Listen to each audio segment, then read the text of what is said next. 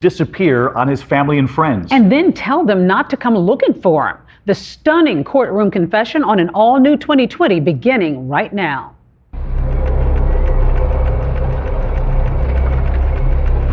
I'm living in the Twilight Zone and I can hear the theme song going on. He opened the door and he was covered in blood. He was here one moment, gone the next. There's no goodbye, there's no I'll talk to you later, there's no nothing. He was gone. They were getting these weird messages. Roses are red, violets are blue, my wife is a whore, your husband is too. My family and I are begging you, asking for your assistance. Nothing added up. Nothing made sense. Had she ever mentioned anything about Mike, concerns about Mike? She's sobbing. She's just, I know he's coming around. There's stuff, doors that were closed or open. And Lori told her that Mike got picked up in a black SUV one day, never came back. And I started putting those pieces together. It made it alarming. It gave me chills. Everything that had been happening for the last 2.5 years was likely a lie. There was just more and more twists and turns. They asked, well, when's the last time you seen him? And frankly, I said, years. What?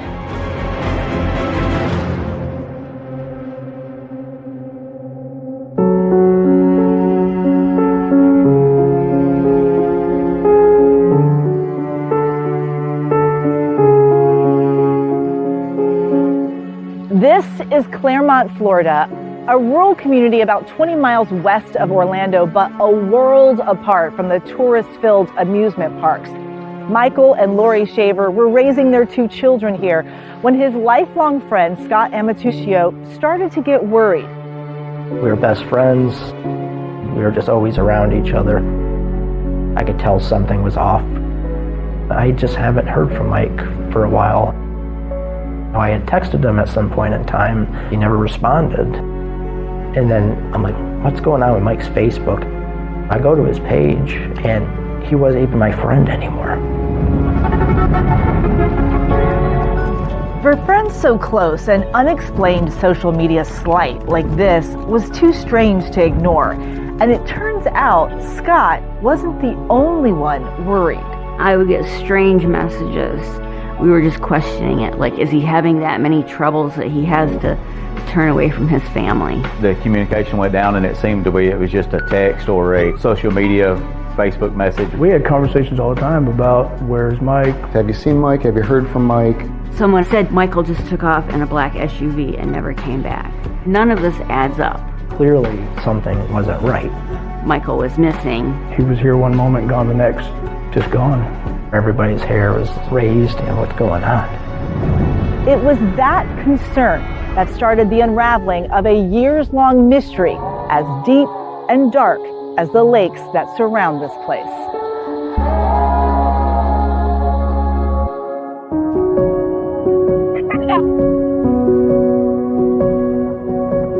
Hi, I'm Michael Shaver. Oh, there I am. That's me. See? Michael grew up the 3rd child of 4 with his brother and 2 sisters in the tiny rural village of Lawrence in upstate New York.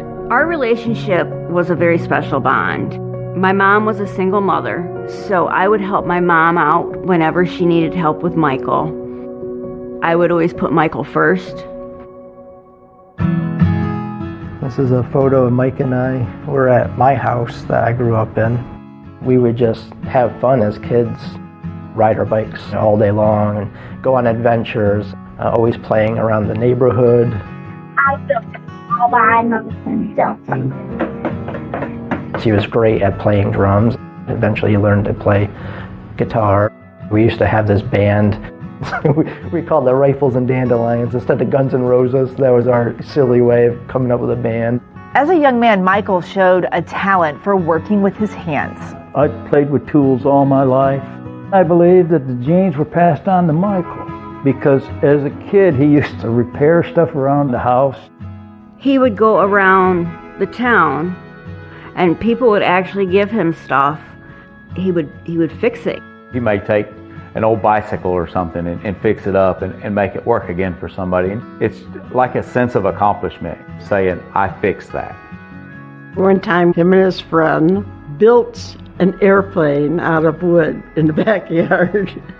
And I swear if they'd had a motor, they would have taken off with it. It was really something. You should have seen it. Michael's love of tinkering with things, I believe, led him to wanting to work on airplanes. And then as he got a little older, he wanted to learn how to fly. Flying wasn't the only thing Michael loved. By the time he'd gotten to high school, his head was also in the clouds for Lori Paddleford, seen here in their yearbook. We all grew up together. It was around 7th or 8th grade. Mike had a crush on Lori. He wanted to figure out the best way to ask her out. We had come up with this great idea of playing Boys to Men in the background.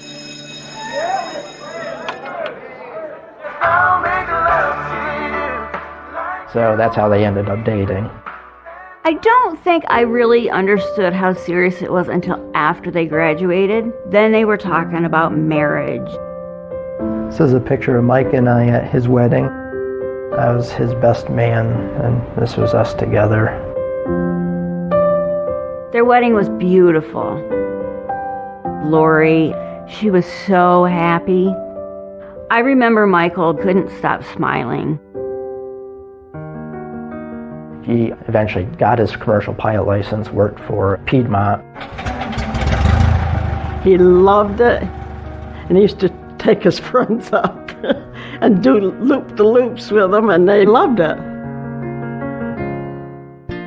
Soon, Michael and Lori became parents to daughter Isabel and her younger brother Aiden. After moving up and down the East Coast, Michael and his family ended up in the Sunshine State. When I moved down to Florida, it's when they moved down to Florida. They moved to Claremont, bought a property, 5 acres. It's pretty rural. It's beautiful lakes, some rolling hills. It's pretty quiet. He had chickens and guineas and turkeys and quite a few ducks, and he wanted them to have their own duck pond. In his off hours, he worked as a mechanic for Precious Metal, a local flight team that performs and races all over the country. We were both volunteers for the Precious Metal air racing team. Reno air racing has been compared to NASCAR of the sky. It's multiple planes on a closed course at one time. Speeds are up to 500 miles per hour. You're 50 feet off the ground. It's a huge adrenaline rush. We spent several years, several long nights, sometimes 3 days in a row working on the plane together. The people who described him as a genius, I would agree. He just took care of it. You knew that the job was going to be completed as it should. Lori worked from home for an insurance company while Michael was away for days at a time working as a pilot. Wanting to be with his family more, Michael quit the airline business for another dream job, this one at the most magical place on Earth. Mike and I worked at Epcot together. He was a mechanic. Working at Disney was just his little kid inside, and he loved that job. You know, he was flourishing. But then, for some reason, dependable Michael just stopped showing up. He was here one moment, gone the next. No goodbye, no nothing. It seemed Michael Shaver was blowing off his friends, his family, even his job. When the manager contacted Mike, Mike's response was, "You can go ahead and fire me, I'm not coming back." But if Michael Shaver wasn't coming back, where exactly was he going?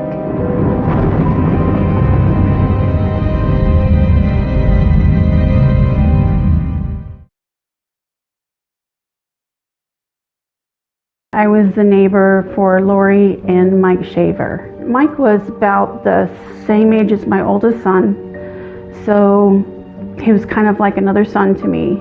My home was probably 50 feet away from their home, no trees in the middle. I would be just outside doing my chores and I could hear the arguments happening inside. I talked to Lori. I just said, "You guys okay? You know, I hear you fighting sometimes." Lori acted like everything was fine. She was all smiles and he was all smiles, and they covered it up pretty good. I had no idea the extent of what was going on. I guess that's typical. Nobody knows what's really going on inside the house. On a hot, late summer afternoon, the simmering tension inside the house erupts. 911, do you need police, fire, or the ambulance service?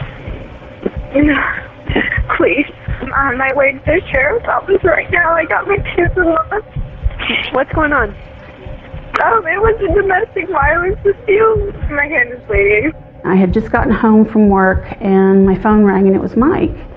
And he said, "Can you come over? I need your help." He opened the door and he was covered in blood. Blood streaming down his face. There was torn clothes.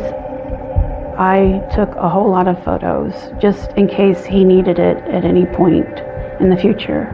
There was a domestic abuse incident in September of 2014 at Michael and Lori's house. We're dealing with a scenario where we have the allegations made by Lori Shaver. Lori tells the 911 operator she and Michael have been fighting a lot lately, but it never got physical until that night.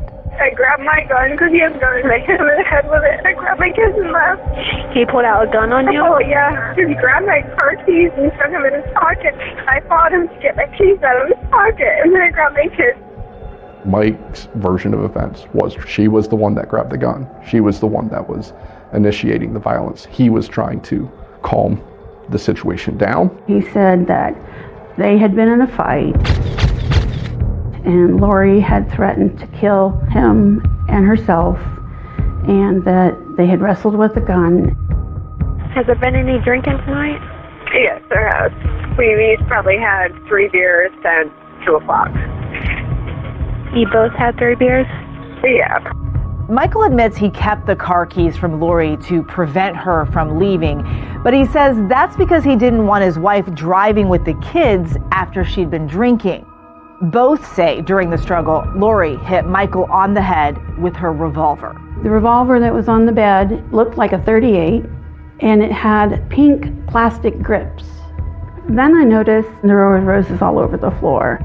She didn't go up to Michael Shaver and just wail on Michael Shaver. He had a handgun he pulled on her, and I believe she tried to deflect the gun and it hit him. Police are unable to determine who started the physical altercation with the pistol. Ultimately, Michael was arrested for not anything dealing with the firearms, but he admitted, "I grabbed her," and law enforcement arrested him for battery. The battery charge is ultimately dropped, but things are never the same between the childhood sweethearts. Both Michael and Lori dug in and pointed fingers at each other. Lori had been the victim of years of physical abuse by Michael Shaver. These acts were extreme. Lori was locked in a closet. Lori would be physically beaten. I never heard Mike, scream at Lori or do anything physically. Lori trying to paint Mike into this monster and the abusive person in the relationship. Everybody that knew Mike knew that wasn't the case. I do think Lori was abusive towards my brother and controlling. She would only let him talk for 20 minutes on the phone to me. His friends would say that he'd come around and he'd have bruises, and they'd ask him what was the matter, what happened. Oh, Lori got mad. Michael Shaver was not some innocent victim that married some violent woman. Michael Shaver was an aggressive guy, and she was always the victim of this aggression. In the fall of 2014, a judge grants a no-contact order against Michael, and he's forced to move out of the house he shared with Lori and his kids. Mike was staying in the airplane hangar where the precious metals plane was. I just figured it was for a day or two, and then later on I learned that he'd been down there, for a week or even more. He was living basically at the hangar. There was like a meeting room with some nice big comfortable couches. There was a shower there and a bathroom. She would kick him out, he would leave, a month or two would go by, and then she would have him come back again. Michael's friends say that while he was living out of the house, he still keeps tabs on Lori, suspecting she's seeing other men. When they would split up and Mike would be gone, there would be men that would come over quite often to the house. Michael believed that Lori cheated on him quite frequently. Lori always denied that she was cheating on Michael. He would say, "What do you think? Does it sound like she's cheating, or am I just losing my mind?" There was a time where I think Mike just needed to know what was going on at home. He and a friend would fly over Mike's house just to see whose truck was in the driveway, maybe just to make sure nobody was there. He was willing to overlook that and get past it, but it showed the love that he had of willing to fix stuff to be with his family. He loved her so much, I guess he forgave her.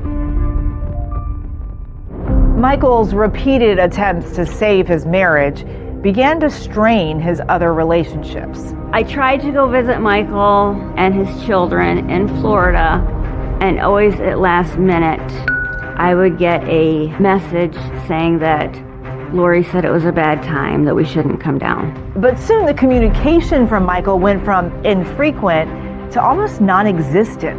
He seemed to simply vanish. He was there at the tractor show, and then the next week he was gone, and there was nothing in between. It was just gone. And when Frank checks in with Lori, her answer only deepens the mystery. According to Lori, Michael blew out of town, didn't want to be part of the family anymore. Gone without a trace. Or was he?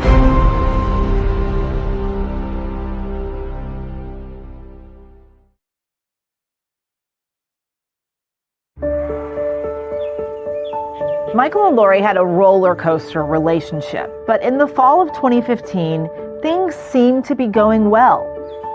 So well that Michael has moved back in with Lori and the kids.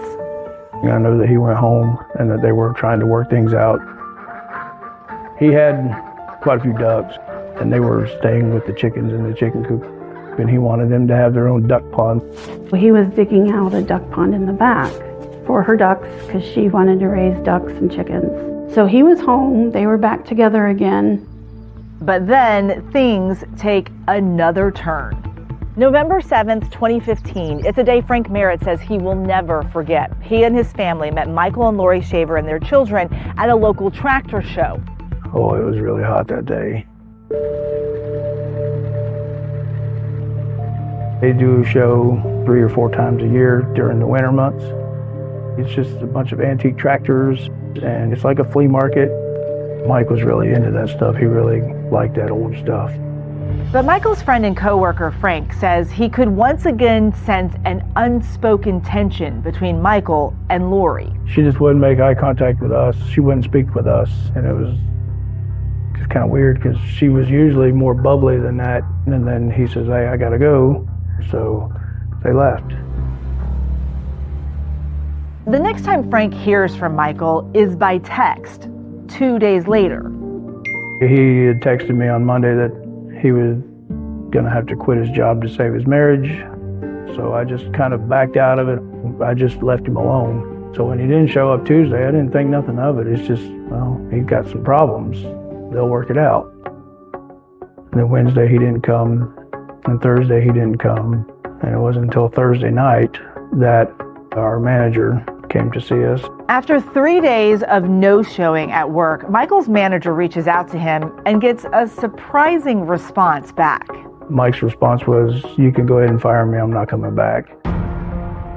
So just none of it made sense at all that Michael had sent a text message to his boss just up and quitting. He was known to be a very dependable worker and a diligent worker.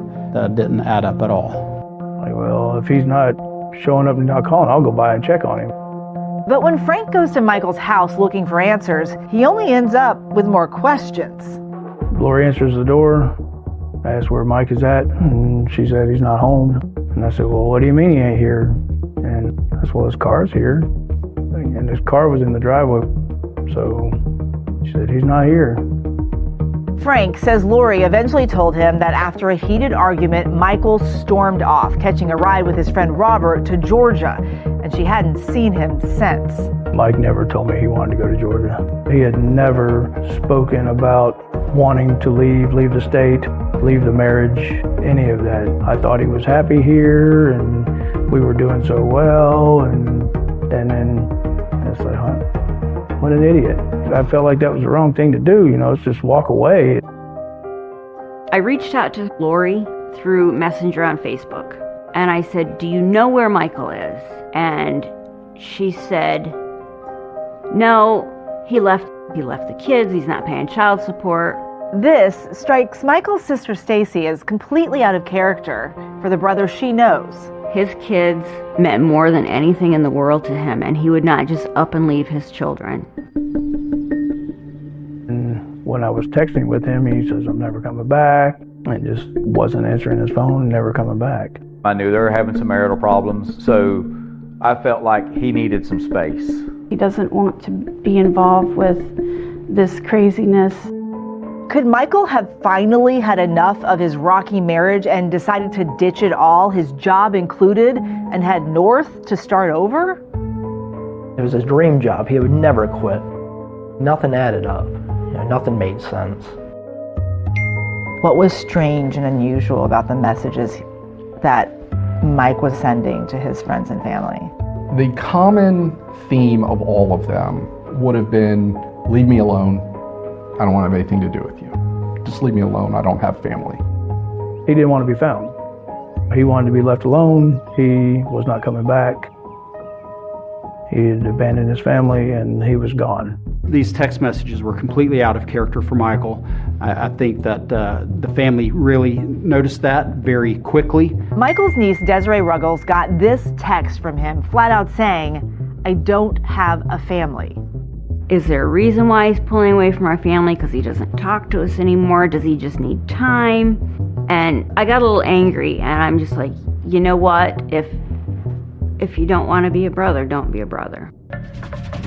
Just when it seems he's gone for good and his wife Lori is moving on, Lori met Jeremy at a park and their children began to play together. Michael Shaver seems to show back up. Had she ever mentioned any concerns about Mike? Yes. She goes, I know he's coming around. I know he's harassing me. There's doors that were closed or open. And I'm like, you need to get a restraining order.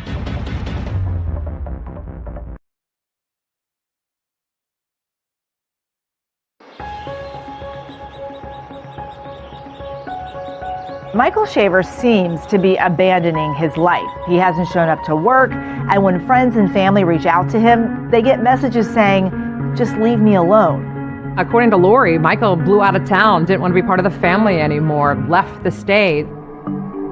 Over time, with no sign of Michael, Lori moves on with her life, meeting a new man, Jeremy Townsend, or Jay, as he's often called. He's in the military or was in the military. They ended up exchanging numbers and a relationship developed. Lori's fresh start also includes getting fit. She starts working with a personal trainer named Rebecca Filmer. That a girl? Way to work, way to work. How did you meet Lori?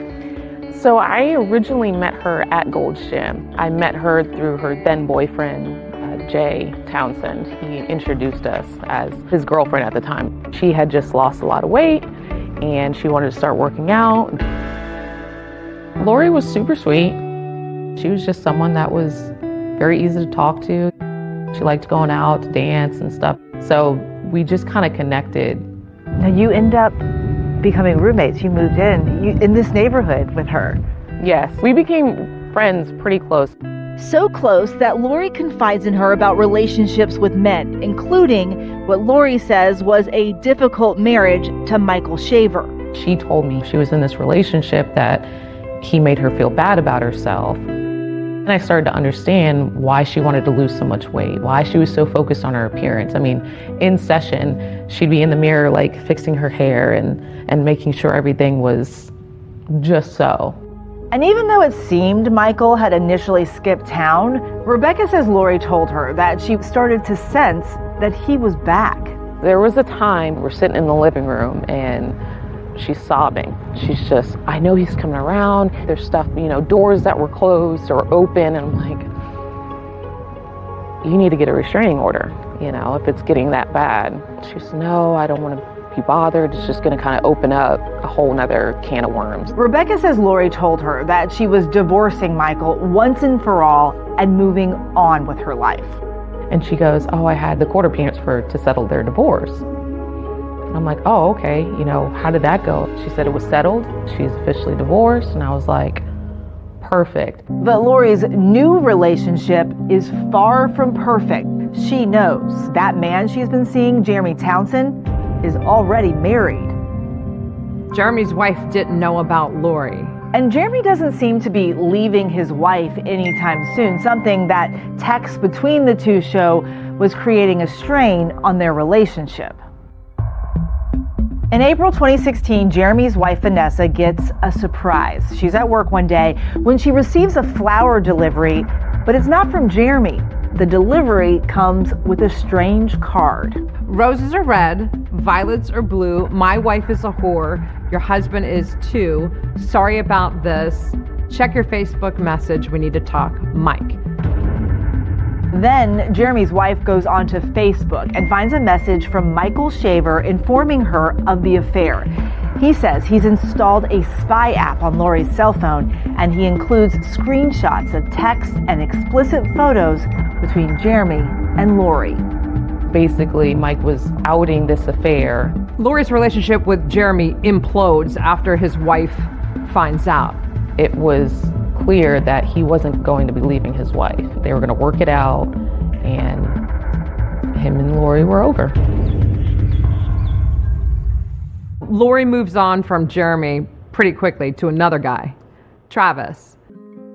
Travis Filmer was a youth leader at a local church. Lori met him through Rebecca. I didn't know anything about her, but from appearances, she was really put together. I knew that she had kids. I saw how she interacted with the kids. So for me, that was a very important thing. I've always wanted kids. I've always wanted a family. I know when I was a kid and my parents got divorced, it destroyed me. The sparks between Travis and Lori first flying during a bonfire get-together at Lori's house. Her smile is the one thing that just, stood out to me. It drew me to her. After that night, it was Travis this, Travis that, and I'm like, oh my God. Here we go. I think she has a type. When I've seen pictures of Mike and the way that he would dress, it was similar to Travis. We ended up going out to dinner. We just hit it off. We had a lot in common and decided to keep seeing each other. Lori also told Travis details about her relationship with Michael. From the things that she described to me, it was a very bad situation. She had told me that they were divorced. And I did ask if she was receiving any child support. And she told me that she wasn't, that he didn't want anything to do with the kids. I'm Kendall Windsor. I'm Travis Filmer's mother. Lori was lovely. It was like he was with us one day, and then the next thing you know, he's living with Lori. This is the person I want to be with. Not only did I fall in love with Lori, but I fell in love with Aiden and Isabel too. Travis and Lori's love affair is moving quickly, and on New Year's Eve 2016, they decide to have a wedding ceremony right here in Lori's backyard. We had friends, family come over. It was fantastic. I was told they were getting married this day, that time, and I showed up. Lori had fixed up the 5-acre property prior to the occasion, putting in a backyard fire pit. The couple later etched their initials into the concrete around it. Lori walked out to the Brantley Gilbert song, Fall Into Me. And so we're sitting on bales of hay. So Lori has moved on and put her ex Michael Shaver behind her, but Michael's friends and family have not been able to do the same, still wondering why it's been so long. At this point, more than 2 years since any of them have laid eyes on him. Clearly something wasn't right. And that lifelong friend, Scott Amatuccio, is about to make a stunning discovery. It made my stomach sink right away.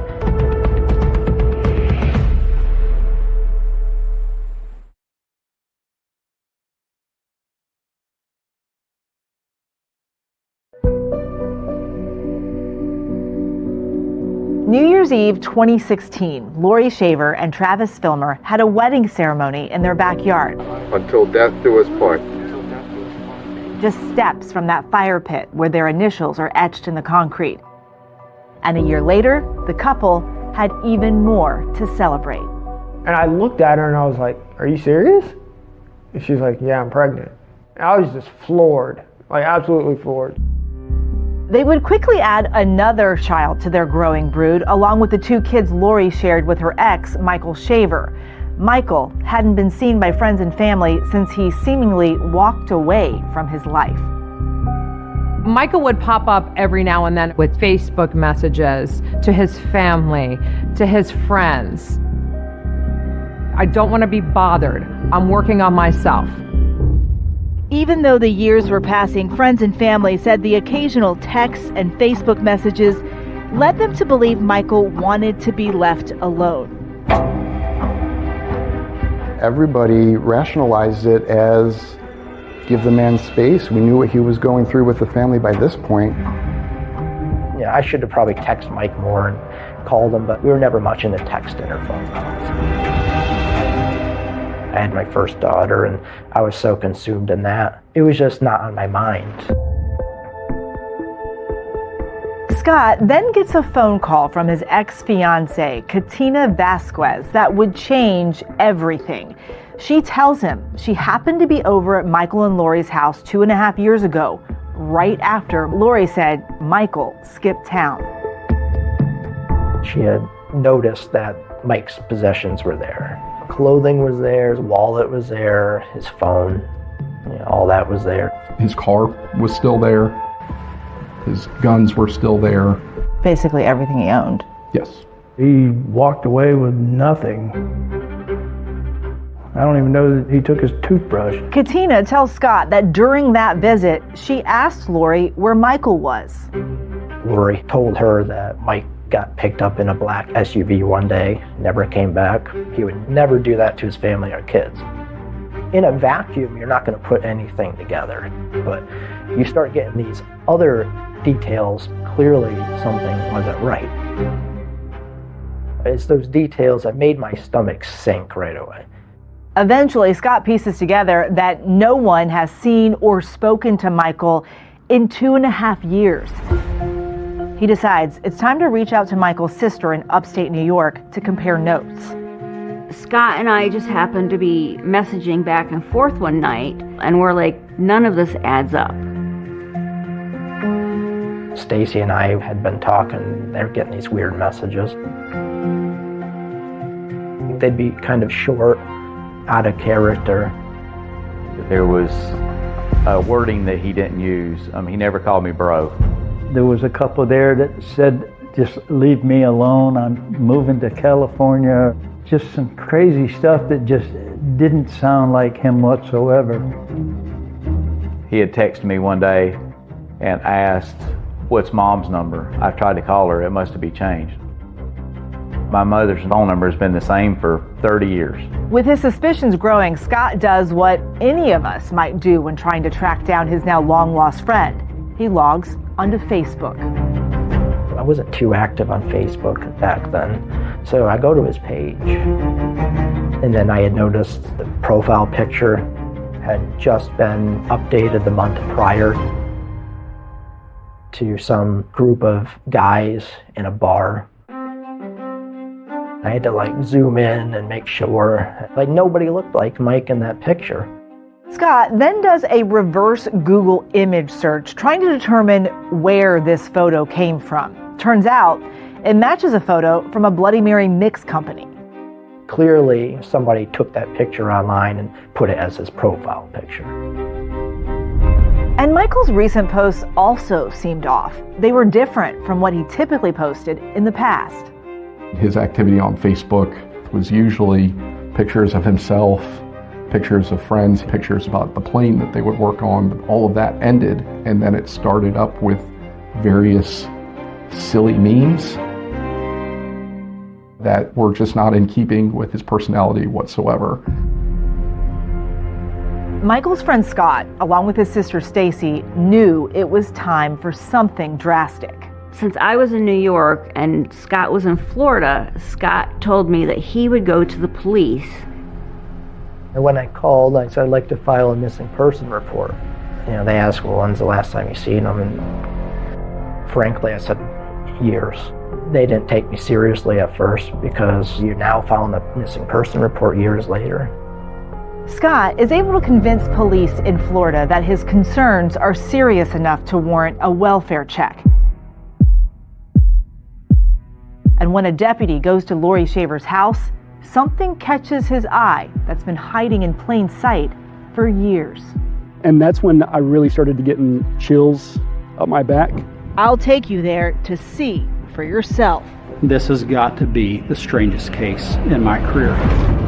What happened to your husband, though? Have you not seen him since 2015? I had to rethink and re-question myself. Everything that had been happening was likely a lie. And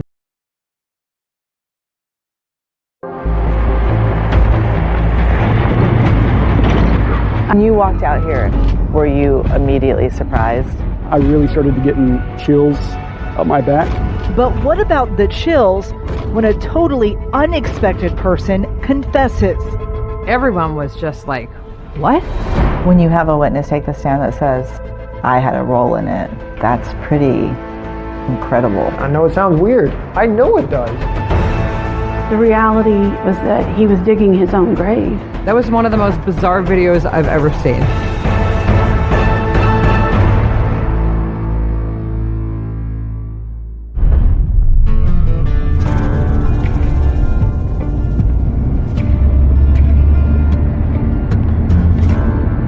This has got to be the strangest case in my career that I've ever seen.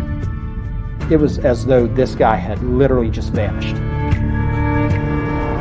November 7th, 2015 was the last time anyone saw Michael Shaver alive.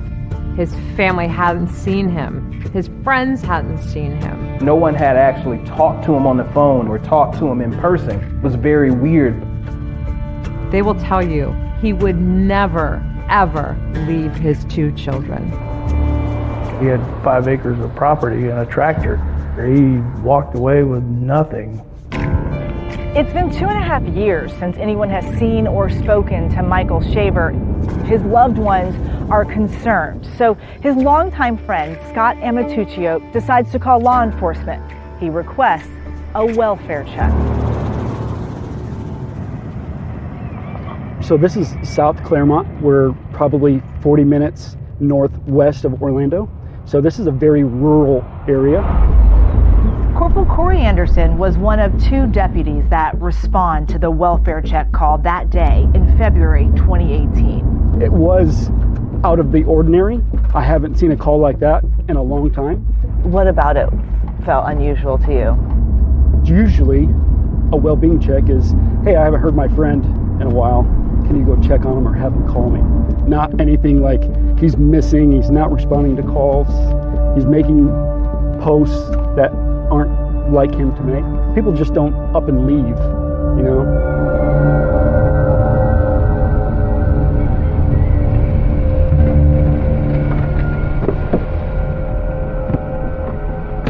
So you pull up to the house.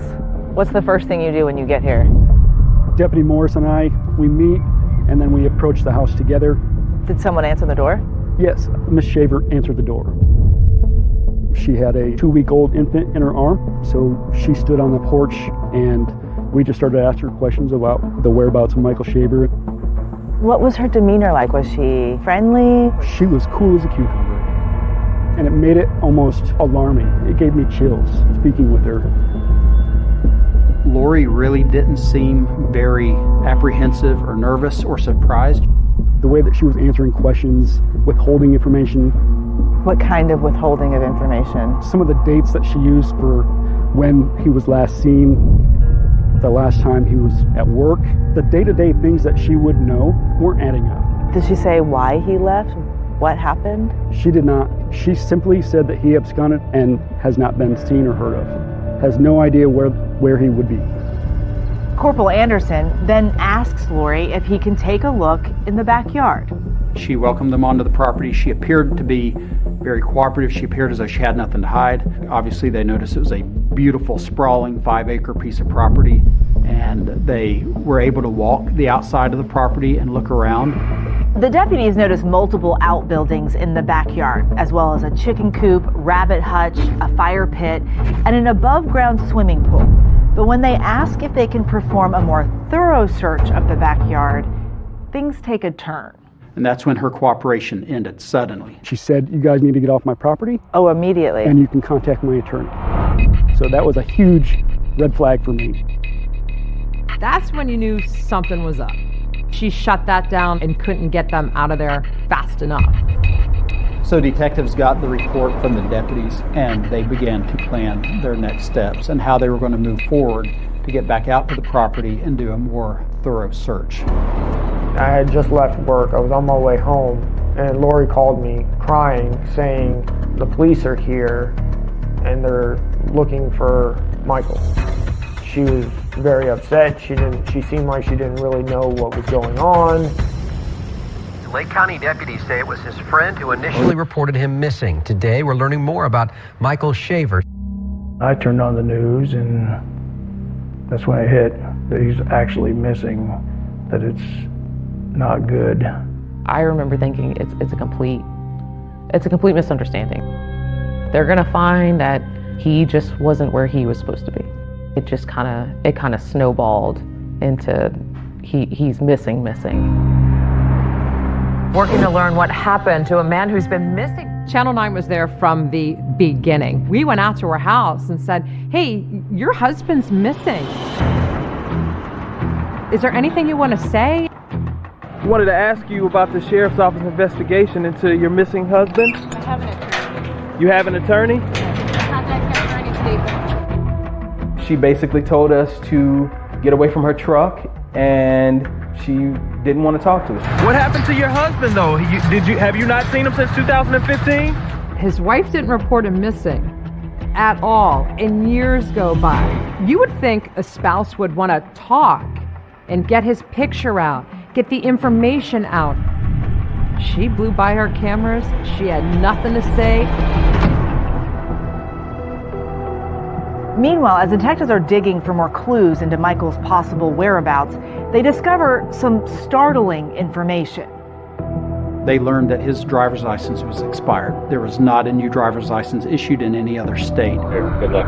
Have fun. Thank you. His pilot's license were expired. There was literally no trace of Michael, no matter what they tried, no matter where they looked. Detectives then start interviewing Michael's friends, relatives, and co-workers. They start building a timeline to try to pinpoint exactly when someone last laid eyes on him. And it turns out they think it was at that tractor show that Michael and his family attended 2.5 years earlier with his friend and co-worker, Frank Merritt. He was there at the tractor show, and then the next week he was gone, and there was nothing in between.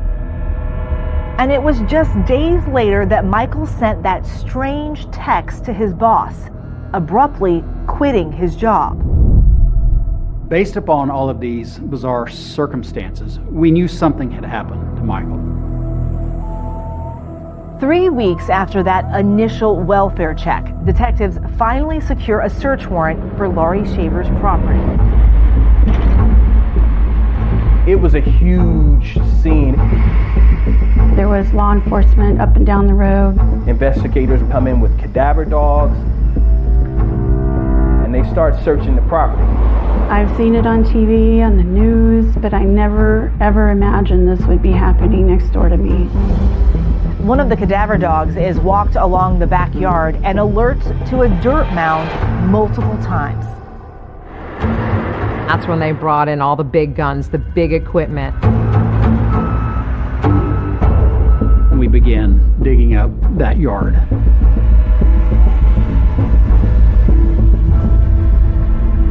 We dug a very significant area. We realized that there was nothing to be found there. The fire pit was our next point of interest. Once they started digging, we heard some yelling. And all of a sudden I noticed activity happening and running around. I could tell something had been discovered.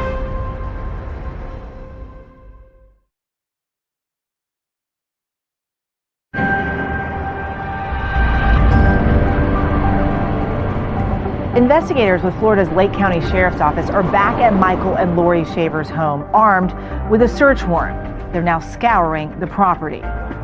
And they knew that it was something about that fire pit. Something was going on in that area. The decision was made to bust up that concrete and dig down below that fire pit to see what we could find.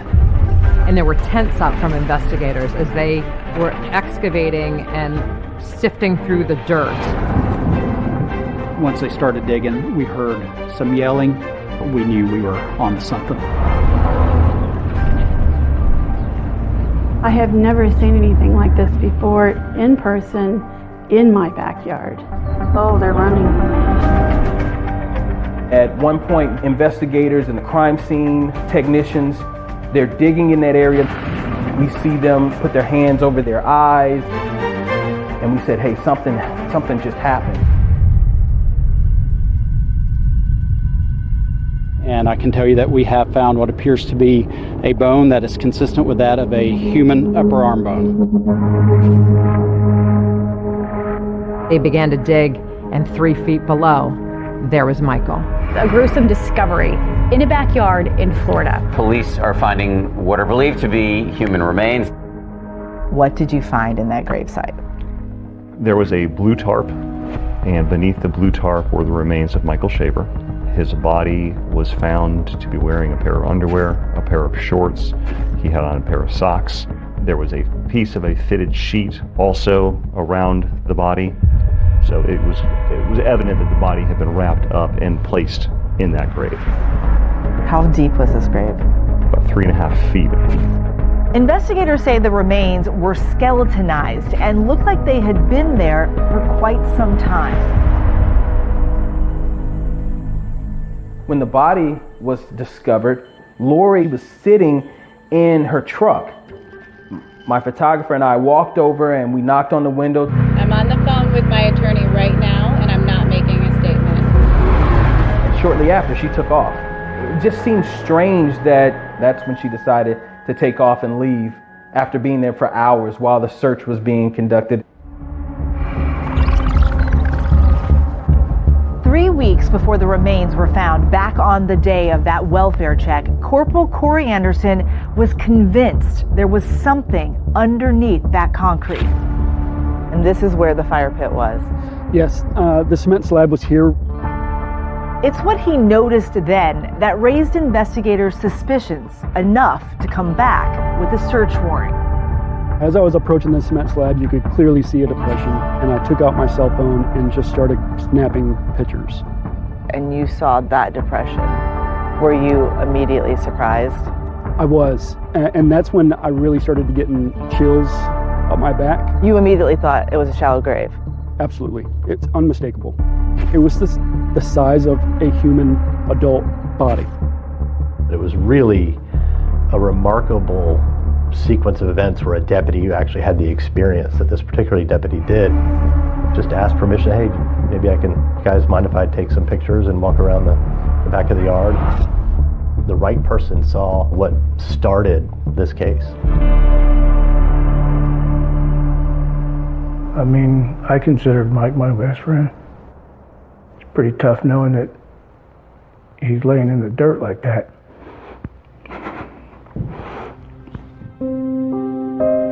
It was absolutely devastating. Then I had to go and tell my mother. It was the hardest thing in the world I ever had to do. I just started wailing and crying, and it's a terrible thing. It's terrible. As painful as that moment was, Michael's family says, finally, all the hurt and confusion around his unexplained disappearance made sense. When they said that they got all the remains out, I knew in my heart that was Michael. Are you guys Michael's family? Even though it couldn't have been identified that day, I knew that it was. Buried in the backyard, police revealing new clues in the mystery disappearance of a husband. I mean, that's just not something that we deal with and see every day. The media attention just grew. Human remains were found buried in his wife's backyard. The headline for the day was "Missing Man's Body Found in His Backyard." In that same place, his wife had remarried. In the wedding video, you see her come down to that oak tree where they exchange vows. And her husband is dead, buried underneath that concrete slab that she's walking down to marry the next guy. She had her wedding virtually on top of her husband's body. We were sitting in the fire pit, by the fire pit, not knowing that Michael is under that fire pit. That's where I sat. Until death do us part. So this whole scenario, it's like I'm living in the Twilight Zone and I can hear the theme song going on. Do, do, do, do, do. That's what's going on in my life. Excuse me, sir. Do you guys know anything about what's going on inside? No comment. When they found the remains under the fire pit, I couldn't believe that. Lori had kept telling me that she didn't know of anything. But now investigators have Lori Shaver in their sights, and they want to hear exactly what she does know and when she knew it.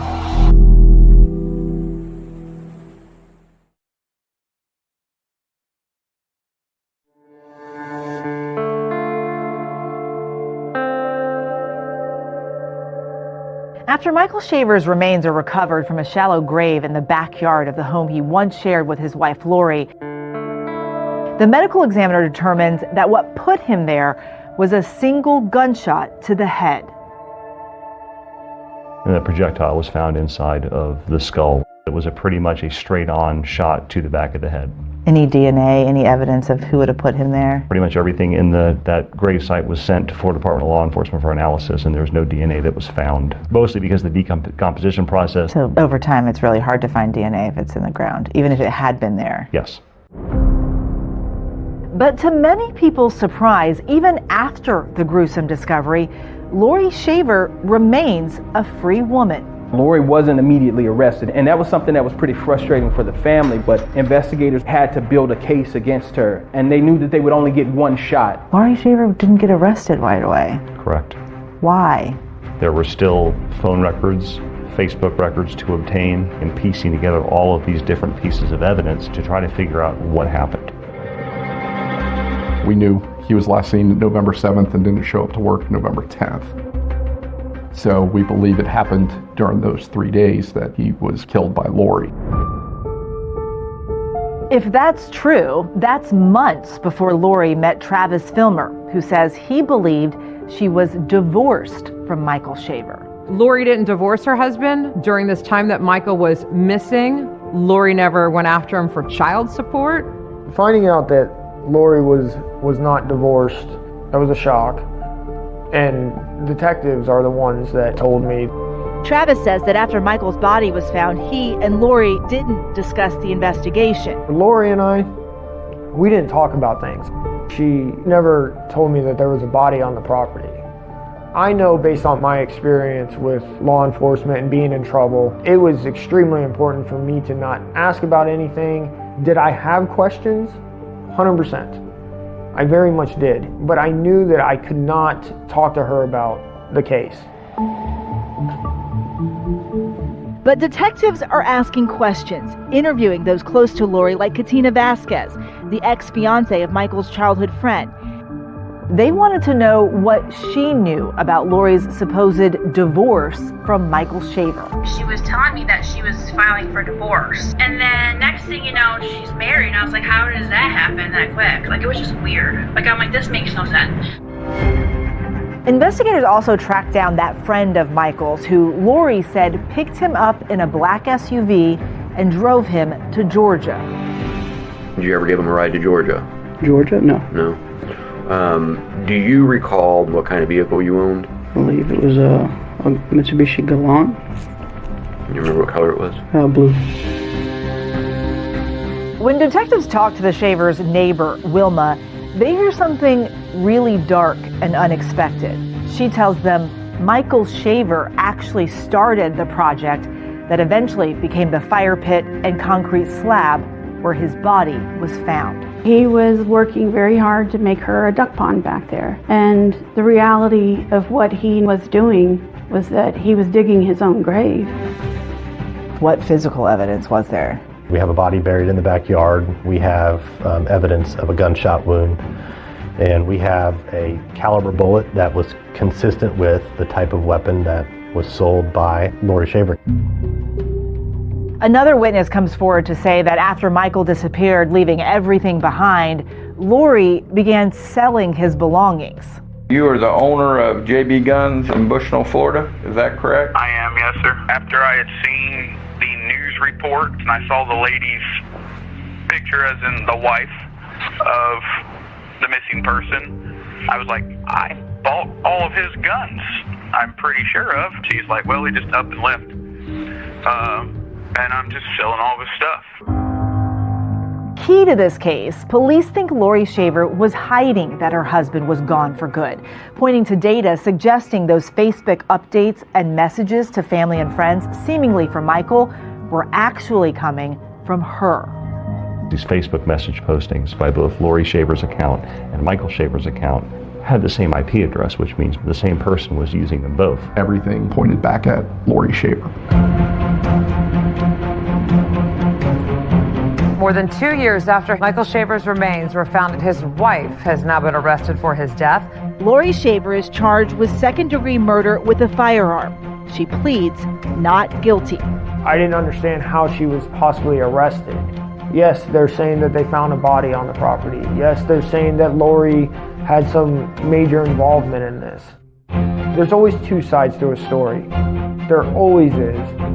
There's no doubt in my mind that Lori she didn't kill Michael. After about 2.5 months in jail, Lori Shaver is released on bond. That's when this bizarre video surfaces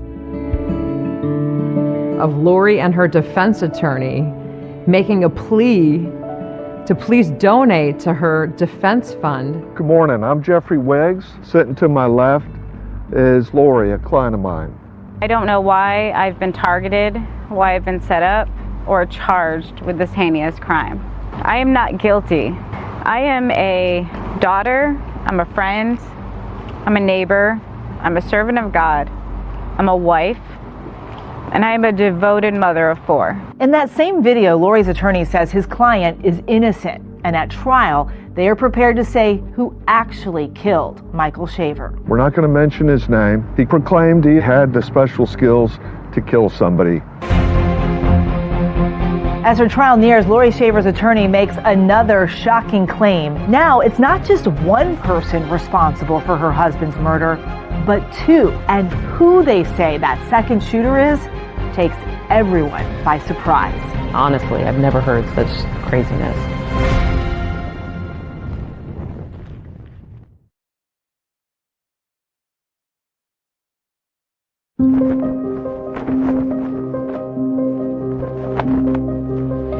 Happening today, jury selection will begin in the trial of a Claremont woman accused of killing her husband. In September, almost 9 years after Michael Shaver was last seen alive, prosecutors are now hoping to prove that Lori Shaver was the one who killed him, but they'll have to do it without fingerprints, DNA, or other forensic evidence. Ladies and gentlemen, this is a case about common sense. In your opening remarks, you made the comment that you have to use a little bit of common sense here. We have the defendant's husband buried in her own backyard, and that points directly to Lori Shaver. In their opening statement, the defense finally discloses who they say actually killed Michael Shaver. It wasn't Lori, it was Jeremy Townsend, or Jay, that man she had an affair with before meeting Travis. And they say someone else fired a shot too, Lori's then 7-year-old daughter, Isabel. I shot my dad.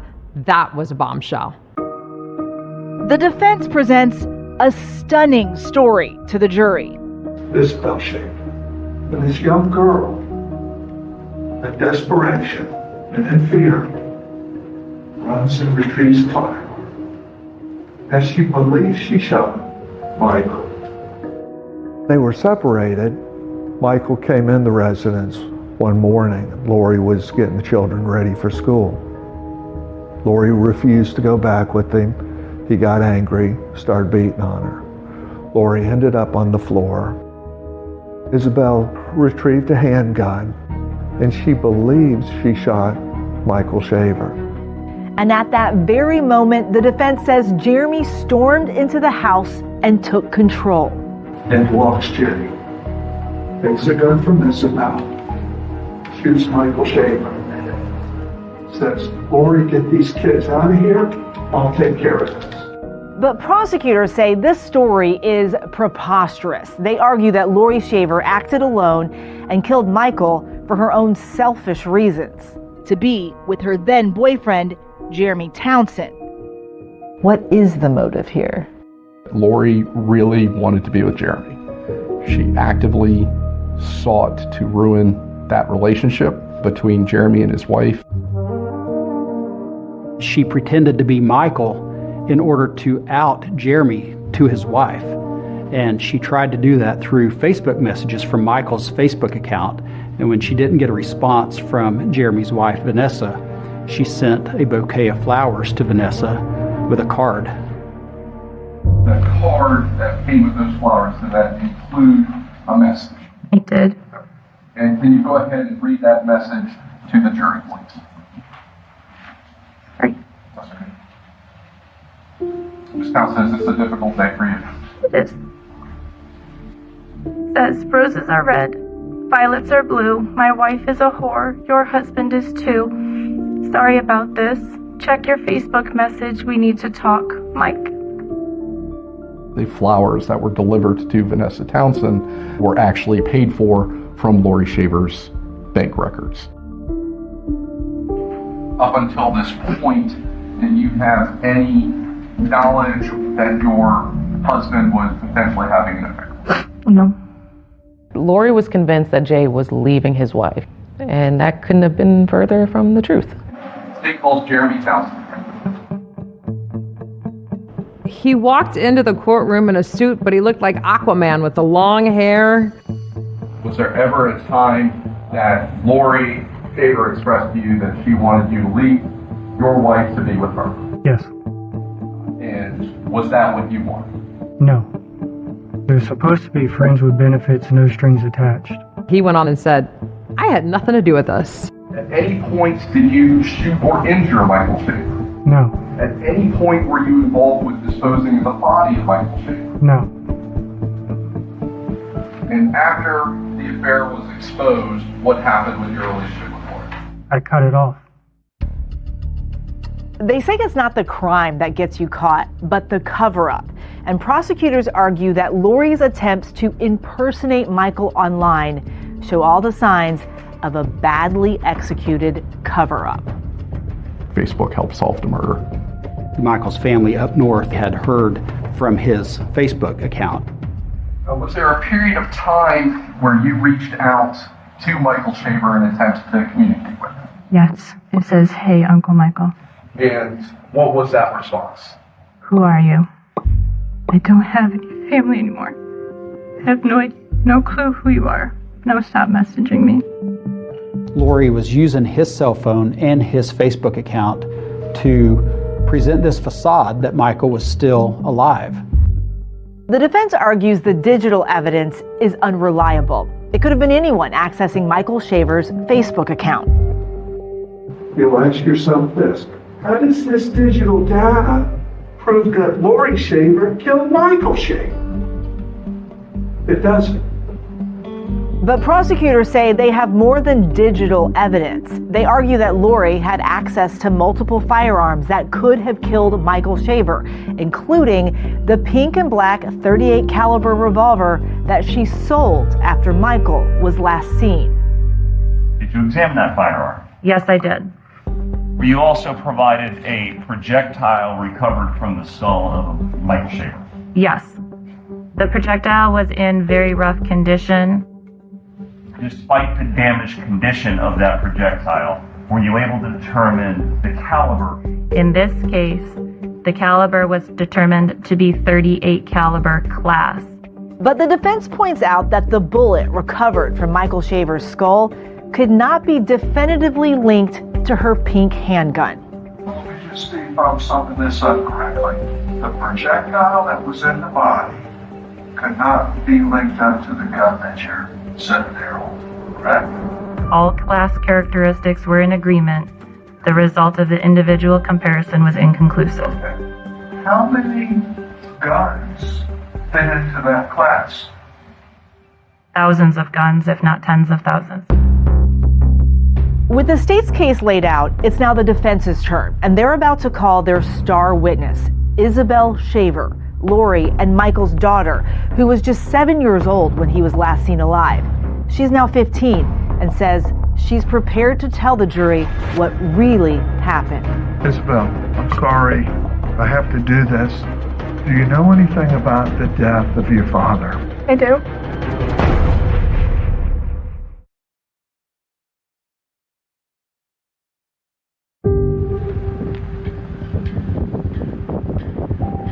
Have you given thought to taking the stand? Still haven't decided. I would love to be able to speak my story.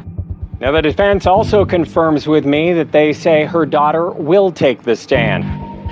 Lori Shaver's defense is built on what she says really happened the day her husband died. And to lay out that story, they call to the stand the person they claim fired what they say was the first of 2 shots, her 15-year-old daughter, Isabel. My name is Isabel Shaver.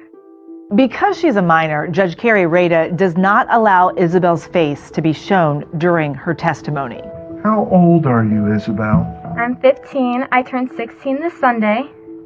Would you explain your relationship to Lori Shaver? Lori Shaver is my mother. Me and her are very close. She's like my best friend and a mom in one. Has anybody pressured you to testify in this cause? Absolutely not, no. Do you know anything about the death of your father? I do. Do you know anything about how your father died? I do. Isabel tells jurors a stunning story that when she was just 7 years old, she witnessed a violent confrontation between her mother and her father, Michael, while the two were separated. He pushed her onto the ground and he started kicking her in the stomach and in the back. And he was like saying that he was going to kill her at this time.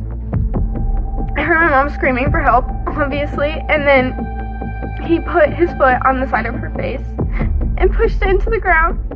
And I didn't hear her anymore. And so I went to my mom's room and I went at her end table and I grabbed her gun. And I shot him.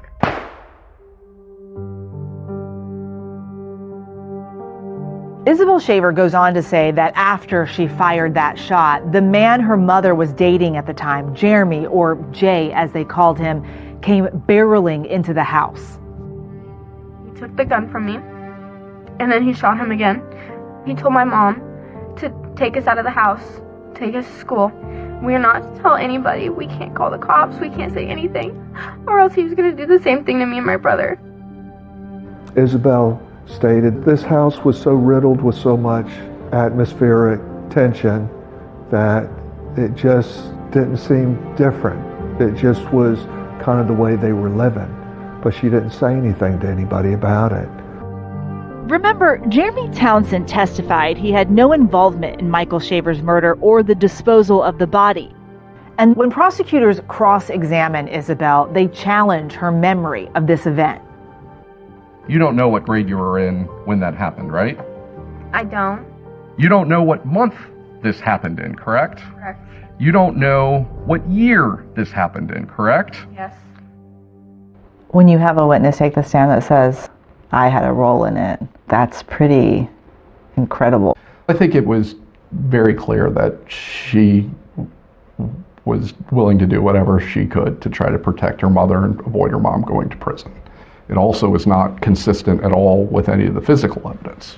Her version of events involved 2 shots, and there was absolutely no question that there was only 1 shot in this case, and that was the one to the back of the head. The defense would call Lori Shaver. Next up, the woman at the center of the case, facing life in prison, takes the stand in her own defense. Let's talk about the event that's landed you here. I got up, got my coffee, and then that's when I noticed he was sitting out on the back patio.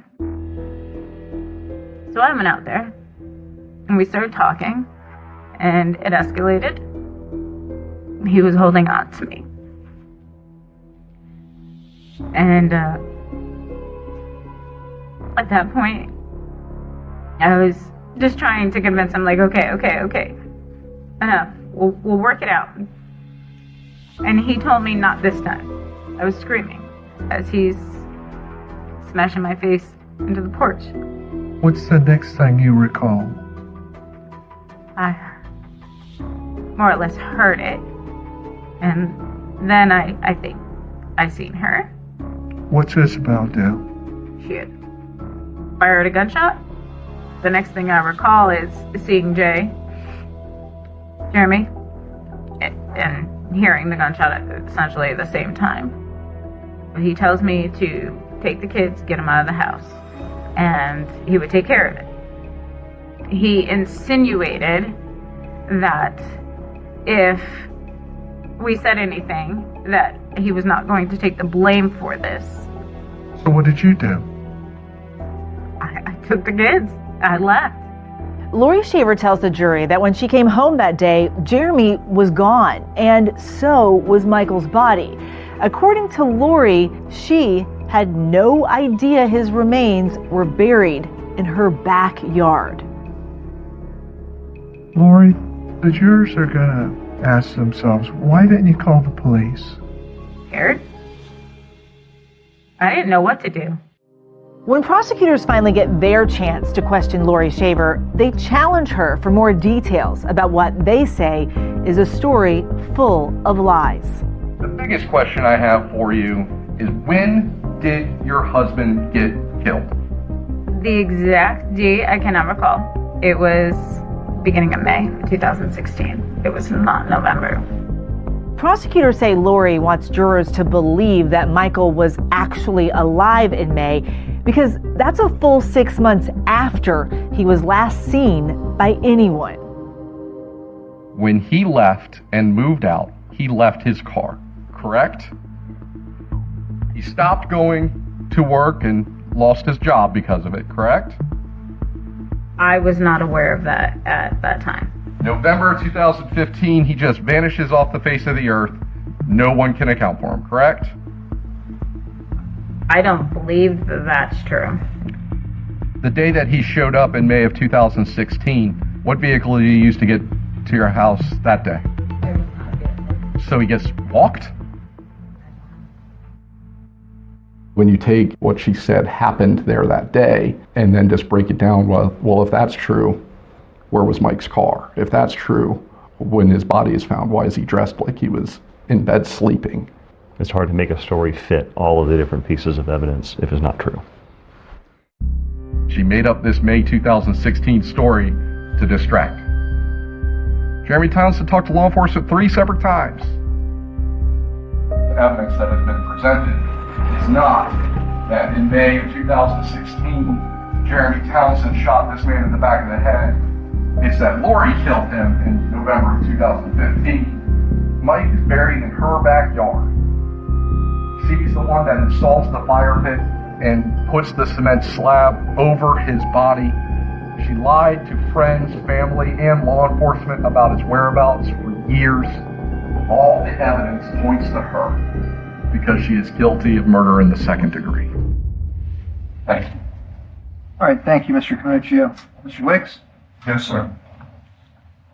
Has any single witness taken the stand and shown you one piece of evidence that established Lori Lee Shaver killed Michael Shaver?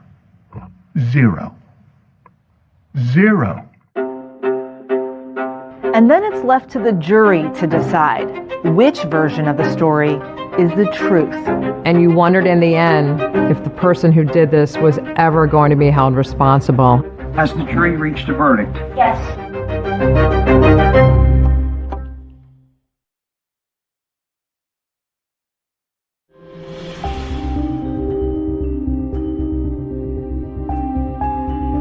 right now, closing arguments are done for the Lake County woman charged with her husband's murder. She is facing 3 possible charges, second-degree murder being the biggest one, up to life in prison. The biggest thing that I struggle with and that my heart breaks for is my kids. I don't want to see the look on their face when I have to tell them Mom's not coming home.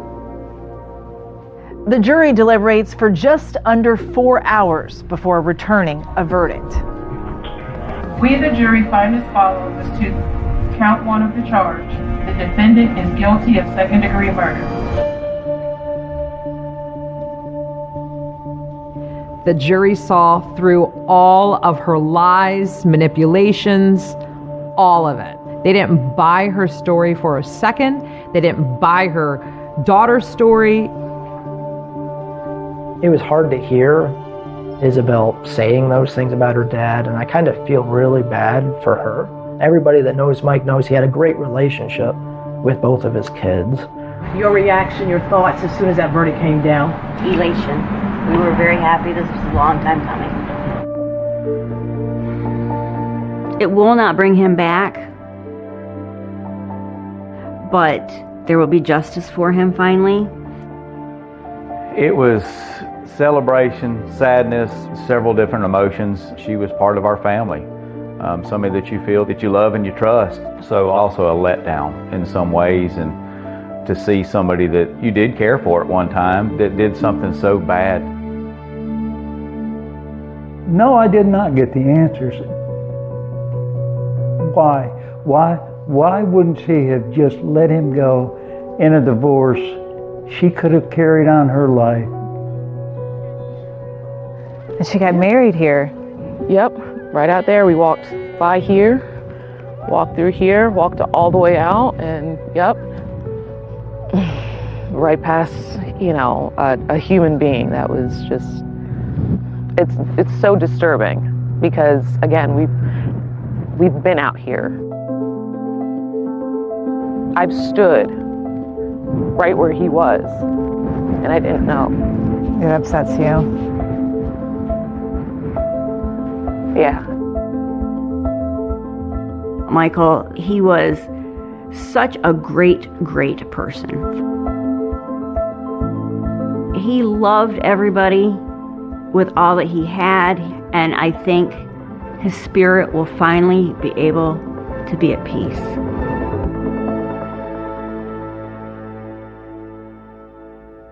Lori Shaver was recently sentenced to life in prison for Michael Shaver's murder. She says she plans to appeal her conviction. And for their part, Michael's family says they are hoping to establish visitation with the 2 children he shared with Lori. That's our program for tonight. Thanks so much for watching. I'm Deborah Roberts. And I'm David Muir. From all of us here at 2020 and ABC News, good night.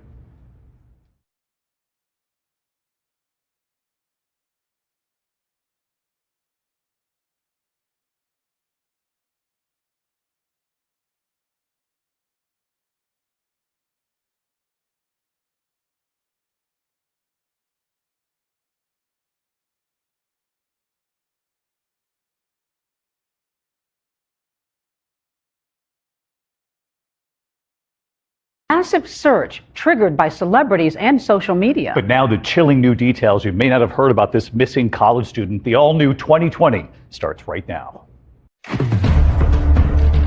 Who leaves their house without any of their items at night and doesn't show back up again? This isn't just anybody. This is an Ivy League college student with his whole life in front of him. Did he run away? Was he injured? Had he been abducted? Blaze Bernstein disappeared 1 week ago. Missing while home for winter break. My dad was just like, we have each other. It's going to be okay. And there was an immediate firestorm of attention to this case. Charlie Puth, who put it out there, Kareem Abdul-Jabbar. This is the period in which begins your amateur investigation. You become a sleuth. We would not have been able to figure it out without the help of kids his age. I remember showing the police, like, look what I have. And that's when the whole evening changed. Blaze Bernstein's phone at that point in time turned off, and I had no more records. So they've been together, and Correct. suddenly Blaze goes dark. I heard voices raised in the distance somewhere, screaming like. Blaze's best friend received a text message. I did something really horrible for the story. No one can ever know. So if you're dealing with a situation like this, you don't want the person who you're hunting to know that you're onto them. Just help us find my brother.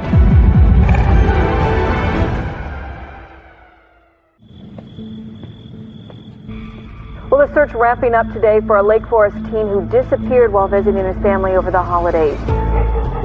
Blaze Bernstein has been missing since Tuesday night. Police searching by ground with canines and by air with helicopters.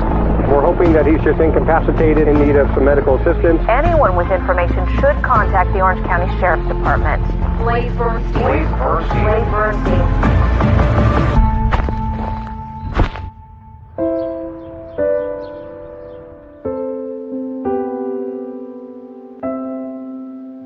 What are your favorite pictures here? The kids like to goof off a lot, and he would dress up. They loved to dress up. They loved to do puppet shows, and this is him at a school play when he was little. And we spent a lot of time at Disneyland, because it's right here in our backyard. Oh, yeah. That's us sitting there. It was a great day. Memories of much happier times for parents. Gideon and Jeannie Bernstein married in 1992. They moved from Los Angeles to Orange County to raise a family. They have 3 kids. The youngest is daughter Bowie, Jay in the middle, and Blaze, the oldest. We had a lot of fun raising the kids together. It was fun. And no one can take that away from us, so we still own that.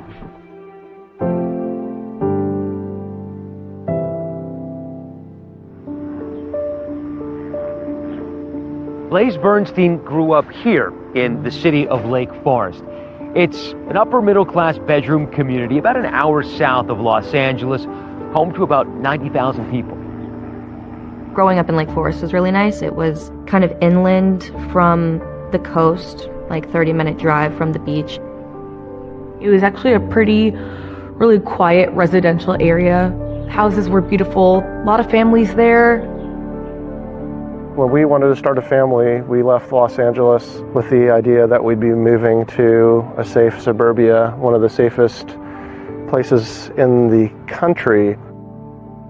And by all accounts, Blaze is this bright, gifted teenager with a sharp wit and a warm heart. I've known Blaze since we were babies. Blaze as a kid, besides being very high energy, he was really creative, he was very thoughtful. Blaze was incredibly bright, curious. He was really a Renaissance young man. I mean, he was interested in everything. Surrounded by family and friends, Blaze was bar mitzvahed in 2011. That's a Jewish celebration of adulthood on a boy's 13th birthday. It was an occasion especially meaningful to his grandmother. I did know that his grandmother was from Romania and survived the Holocaust. I really think that Blaze got it. He was proud to be a Jew, humanistic philosophy, caring about the world and understanding the world's only going to change if human beings change it. But even though Blaze possessed that understanding, it offered no protection from becoming a target of frequent bullying. Growing up in Lake Forest was not super easy for him. He was bullied every single day on the bus. He just wanted to get out of the public school system. And it wasn't just the bullying. Even though Blaze is a good student, he longs for something more. Go, man, go! Something that challenged him, not just intellectually, but creatively. And he would find it at OSHA. OSHA is the Orange County School of the Arts. It is a 7th through 12th charter art school. In order to get into that school, you have to audition, and about 1 in 10 students who audition actually get into this school. So it's very competitive. Blaze auditioned for OSHA. He was artistic in every single way possible. He was very creative. His talents going in were performing arts and writing, and he wanted to move into the creative writing department. We've had students who wound up professional actors, designers, the writers, the whole thing, musicians. Among the more famous OSHA alumni are actors Pedro Pascal, class of 1993, who starred in the HBO hit The Last of Us, and Matthew Morrison, a 1997 graduate and star in Fox's popular TV series Glee. And I want you to listen very closely to the lyrics because I really mean what I'm singing. Once Blaze got to OSHA, he felt like there was a community there for him. He had a lot of friends. He was very social. I met Blaze when he was a senior in high school. He shared some of his writing with me, and I wrote a letter of advocacy for his application when he applied early decision to Penn because he was a brilliant writer. Blaze's exceptional talents got him into the University of Pennsylvania, and he moved across the country to Philadelphia as a pre-med freshman in the class of 2020. Was he homesick at the start? I think that the first semester at school was difficult for him in terms of his social life there. He was used to being in a small school. You know, now he's a little fish in a big sea, and I think that he had to come to grips with that. When I found out that he was going to an Ivy League, I was like, oh, you know, that makes sense. At Penn, Blaze got involved in Penn Appetit. Penn Appetit is a student-run magazine for people who are interested in writing and also interested in food. He knew that those would be his people. Our photographer for Penn Appetit, he held a photo shoot where we dressed up in our chef's whites and aprons. We brought whisks and knives. We have photos of him, you know, holding the whisk, being surprised. I mean, he was so helpful, and we're so fortunate to have these photos of him.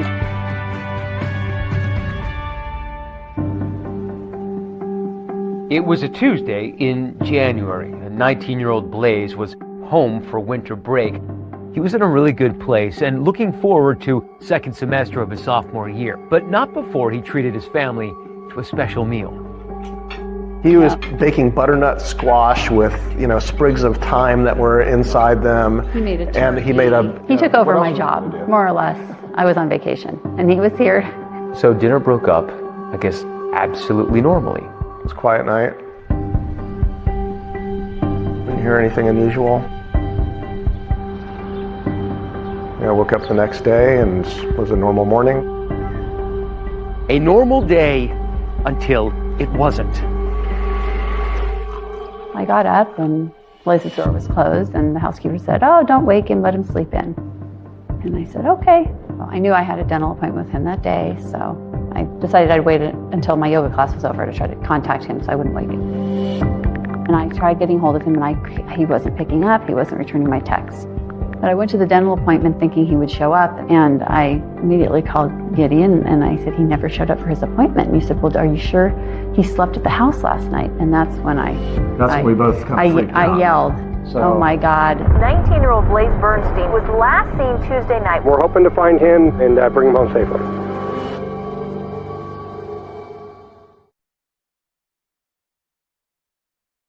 Defense against the most awful.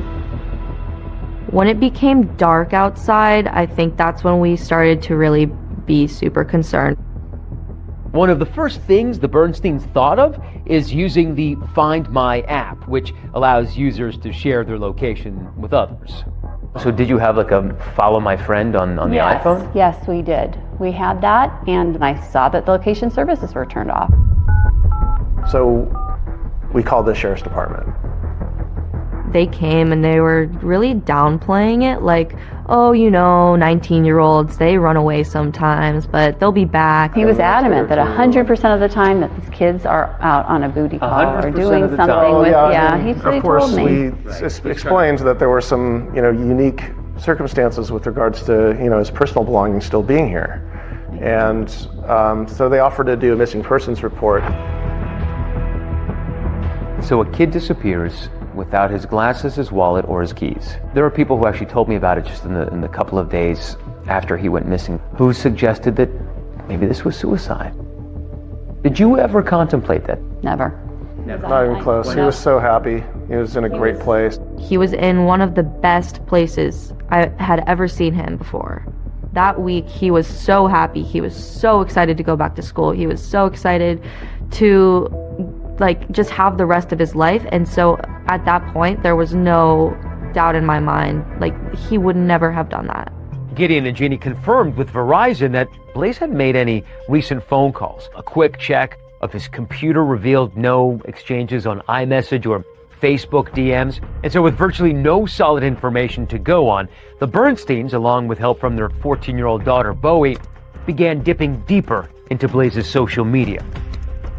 We would not have been able to figure it out without the help of kids his age like that he grew up with. and our daughter, kids, yes. I told my parents, I'm like, I can try and help you like find everything that like you need. I am really good with Snapchat. I knew the names of a lot of his friends, so I was able to like text them and ask them if they knew what was going on. And that's when the whole evening changed. Yeah. When they said, well, what about Snapchat? That's when the light bulb went on. I mean, we were exhausted, but I said, okay, let's try and figure out how to get in. Snapchat is a free mobile messaging application used to share photos, videos, texts. But what's different about the app is that whatever is shared, including text messages, disappears from the recipient's screen after just a few seconds. We were lucky because we knew his username because he was connected with our daughter. And the password ended up being one of the ones that we had on our iCloud keychain. So we typed the username, and then we tried that password in, and boom, we're in. Still, getting into Blaze's Snapchat account was only half the battle. Yes, it might contain a critical record of who Blaze may have been in contact with the night he disappeared, but as the Bernsteins discovered, simply viewing the message might also trigger it to vanish. At the time, Snapchat worked. If you sent a message, it could only be saved if you purposefully saved it, and it could be deleted by the person who sent it, and it only lasts 24 hours if you don't save it. And there were so many other pitfalls with this. I mean, if you take a screenshot of these communications because you think you're saving them, well, that alerts the person that sent it to you. The sender gets an alert. So if you're dealing with a situation like this, you don't want the person who you're hunting to know that you're onto them. What you're describing is basically dealing with this digital nitroglycerin that at any moment absolutely could just blow up in your faces. And this is the most important thing in your lives right now. I had my daughter next to me, and I said, okay, I need you to save, because I know there's a way that you can save it, but I didn't really know how. What time is it by now? I don't know, it's like close to 10 o'clock at night, like 9:30, 10 o'clock. And we saw that Blaze gave our address out to somebody. Did you know who?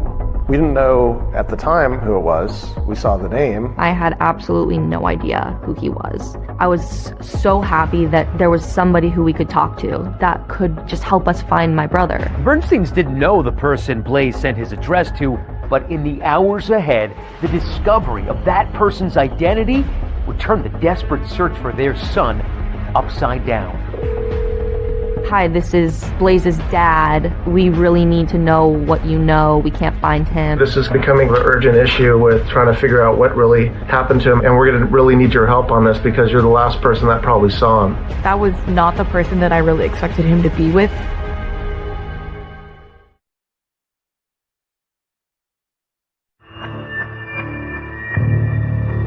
Who leaves their house without any of their items, at night and doesn't show back up again? This isn't just anybody. This is an Ivy League college student with his whole life in front of him. With a beautiful life waiting for him. Hours had passed since anyone had heard or seen Blaze.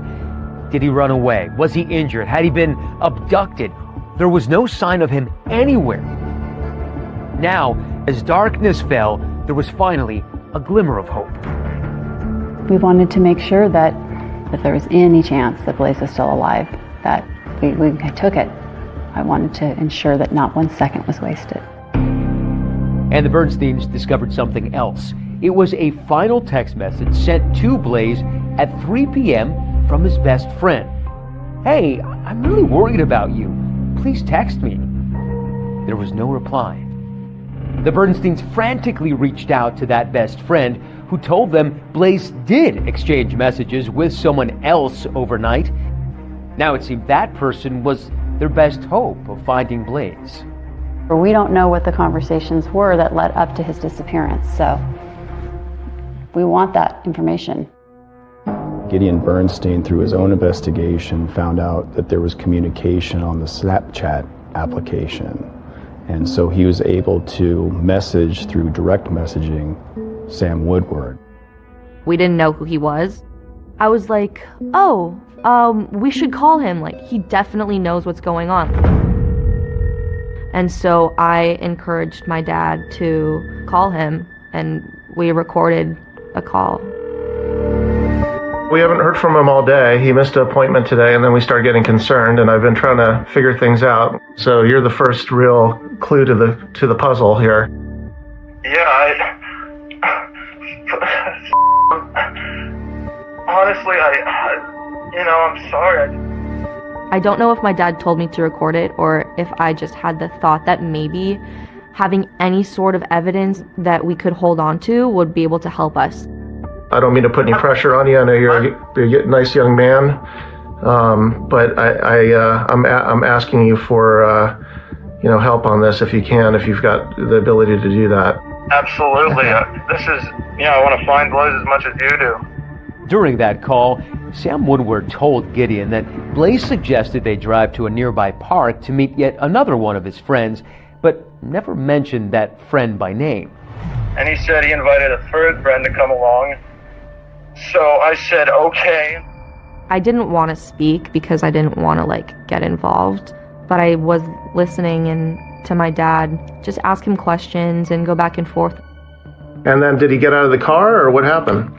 Yeah, he got out of the car, and I got out of the car too, and I just asked him, who is this guy? And he's just like, you'll find out in a little bit, he's a friend of mine. And then, so I'm just like, okay, Blaze, and I just waited there by the bathroom, and I didn't see where he went. I was just thinking to myself, this is maybe weirdest, situation that we could be in at this moment. And I remember that phone call went on for a while, too. I guess I realized, did something happen to him? So I went back. I searched all over for him where I was at the library. I couldn't find him anywhere. And I guess I just figured he might just call me in the morning or just pranking me, but I'm scared now. It's a disturbing phone conversation, which now raises more questions for the Bernsteins than it answers. We were curious to know who this person was, but then we did find out he was a student at OSHA. 20-year-old Sam Woodward and Blaze were former high school classmates at OSHA. I have known Sam since he was born, kind of grew up alongside of him. I remember excitement, during Sam telling me that he was going to OSHA. Woodward grew up only 30 minutes away in the wealthy coastal town of Newport Beach. Sam was joyful. He was a really happy, special kid. He lived in this house with his parents and a brother who by all accounts were devout Catholics and attended church regularly. Everything we did, all the families we spent time with, were from our church. I did teach Sam Woodward in acting for the camera in his 10th grade, and I had him for the one semester. For 10 years, Phil Schwadron taught drama and directing for grades 9 through 11 at OSHA. He was definitely serious.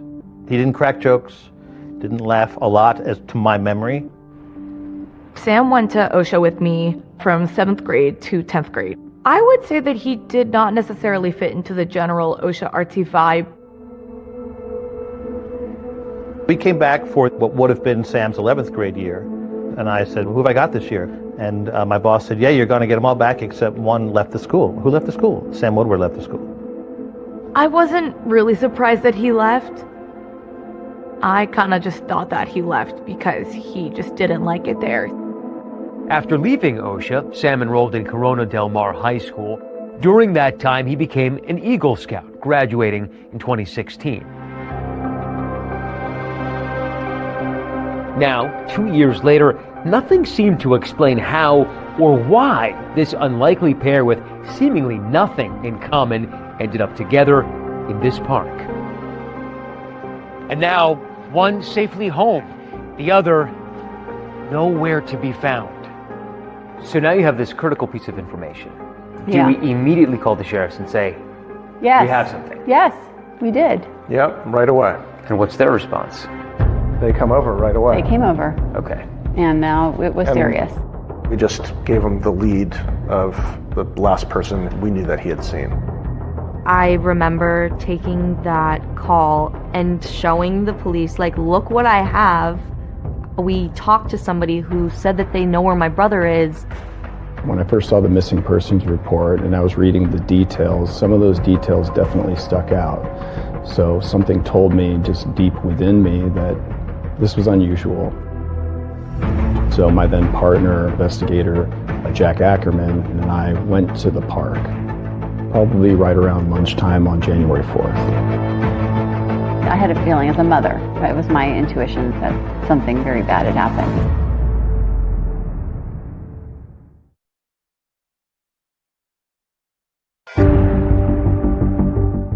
On January 3rd, 2018, the day Blaze Bernstein's family realized he was missing, Blaze's sister Bowie recorded a phone call between her father and 20-year-old Sam Woodward, a former high school classmate who says he was one of two people with Blaze the night he disappeared.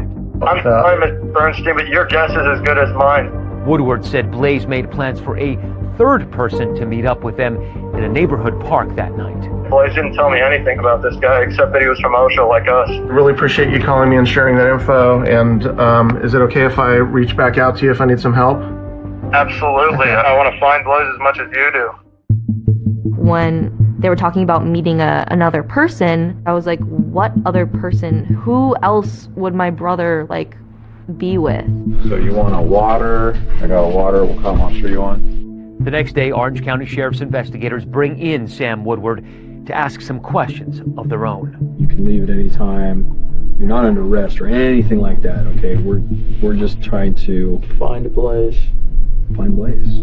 That's it. As investigators get to know Sam Woodward, they learn that he was living with his parents and working odd jobs. My goals in life are I just want to start a family. I just want to have enough money to support my kids. I just want to have a wife who loves me and get a good job and go to college. Woodward says he recently reconnected with Blaze on social media. He said something like, Sam Woodward. Now that's a face I haven't seen in a while. I'm looking for eye contact. I'm looking for his general comfortability to try to gain a sense whether somebody I feel is telling me the truth or telling me a lie. At some point during the conversation on Snapchat, you decided to meet up. That is correct. For Blaze's family, the fact that he went out at all that night was a revelation. We had dinner actually at the dining room table with everybody. He was supposed to fly back to school. So it was going to be the last time my parents were going to see him for quite a while. There was no indication from him that he was going out that night. During his interview with police, Woodward said that after he picked up Blaze at his house, they drove around for a while, eventually stopping at Borrego Park. Borrego Park is in the city of Lake Forest. It's a place where you can take your kids. It also has remote hiking trails that stretch for miles. At some point, somebody exits the car, right? Mm-hmm. Did he tell you where he was going? He said he was going to meet the friend that he was talking about. Just like in that call with Blaze's father, Woodward told officers that Blaze was meeting another friend at the park that night. Woodward says he stayed behind as Blaze walked away and disappeared out of sight. At one point, I heard voices raised in the distance somewhere, but I mean, that happens to my neighborhood all the time. You hear like girls screaming like, ah! And all that. And so I didn't really pay much mind to it. But I wanted him to feel comfortable talking to me, and he was. Woodward says he looked for Blaze, but eventually gave up and went home. I mean, I don't know what happened to him, but something must have. All that matters is that we find him and we get him back to his family safe. Yeah, absolutely. Especially her talking to his parents, because his parents are really nice people. After several hours of questioning, Sam Woodward left.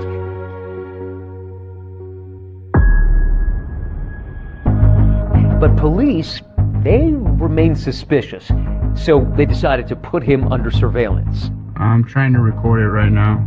There was a large team that was deployed into the field, and we followed him anywhere that he went. And with his growing cause of concern for Blaze Bernstein comes the glare of the media spotlight. The Blaze Bernstein missing persons case is now big news. The Orange County Sheriff's Department searched the park, but they haven't seen any signs of Blaze. Blaze was supposed to be in school this morning. He was supposed to fly back Sunday, go to class today, but instead he's missing. I remember going with my dog to Borrego Park before and kind of just like walking around to see like, what if I find him here? Bowie documented that desperate period of time with pictures and videos posted on her Snapchat. Our congregation went into high gear.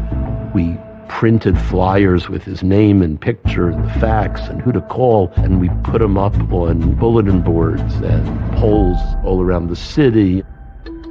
At this point, it's now in the hands of the police. But you continue to work. Yes. Now you take to social media. Around the clock. You know, it looked like war games in this house. We had terminals all over the dining room table, and we were all just working. There was an immediate firestorm of attention to this case. We were absolutely inundated with tips from the public. There were hundreds within the first week, and then that grew exponentially. Some of our contacts were friends with some of the celebrities that were willing to post it on their social media. And so we had the missing persons flyer out for Blaze on, Kobe Bryant's Facebook page, and Charlie Puth, who put it out there, Kareem Abdul-Jabbar. So it started to catch a lot of attention. We were spending every minute talking about it. People were filming in our house, interviewing my parents. Nothing like this ever happened where we were.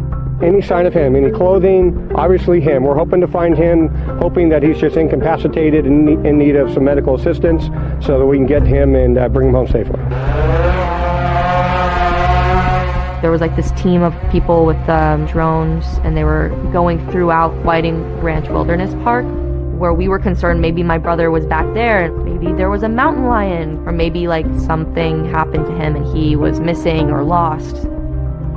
For the fourth night in a row, the Bernstein family will go to sleep without their oldest son at home. It was clear as the week wore on that it was more and more dire. There's a lot of pressure, immense pressure to perform.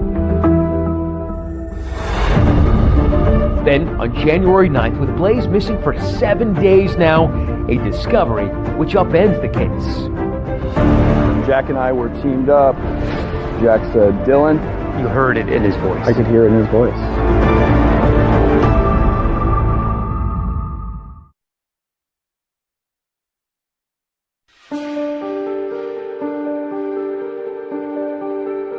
We're going to turn now to those new developments in the mysterious disappearance of an Ivy League student. 19-year-old Blaze Bernstein missing while home for winter break. The Sheriff's Department launched an extensive search with help from the community. Days had passed since Blaze vanished into the night. The relentless search by police and volunteers had turned up nothing. Just more anguish for the Bernsteins and frustration for authorities. The Orange County Sheriff's Department searched the park, but they haven't seen any signs of Blaze. We utilized cadaver dogs. We utilized drones. We had been to Borrego Park and searched that park over and over again with a fine-tooth comb. On January 9th, a week after Blaze went missing, investigators decided to go back to Borrego Park one more time after obtaining cell phone data showing Blaze and Sam Woodward were there together. And this is a week after Blaze went missing. Yeah, it led us to this particular area when all of a sudden Blaze Bernstein's phone at that point in time turned off. So they'd been together, and suddenly Blaze goes dark. Blaze goes dark, and then Sam Woodward's phone continues. There was a torrential downpour. It was cold, it was raining, everything was wet, everything was muddy. We searched all this area until my partner Jack and I came to this area right here. I saw a spot that looked unusual. So I walked down, there was a large tree branch covering an area that looked a little odd, like the rain had kind of settled some dirt around something. I moved the tree branch, and you could see the left hip and upper left leg area of a human body. And you knew? Knew. Had to be him. Instantly. In my gut, without even seeing the face. And I knew that it was Blaze Bernstein. They must have found his cell phone as well. We located a broken cell phone about probably 6 inches, 8 inches below where the body was found. I was sitting in my English class in 8th grade, and the teacher got a call, and he was like, "Bowie, you're gonna go to the office, they need you for something." And I was like, "Oh, good, maybe some good news." And they took me into this room, and I saw my godmother. She was crying, and I looked at her, and she just hugged me, and she said, "They found him, he is dead. Blaze is gone." To the index in the body of a college student found in Lake Forest, California. Blaze Bernstein had disappeared 1 week ago. The case now a homicide. That was the end of hope for me.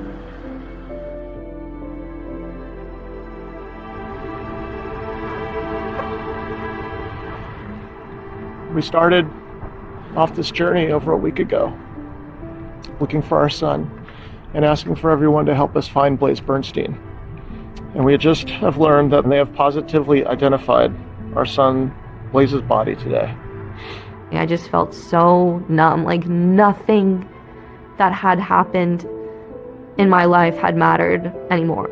And then when I got home, my dad was just like, he was just defeated, but he just said, like, "It's gonna be okay. Like, we have each other, it's gonna be okay." Sorry.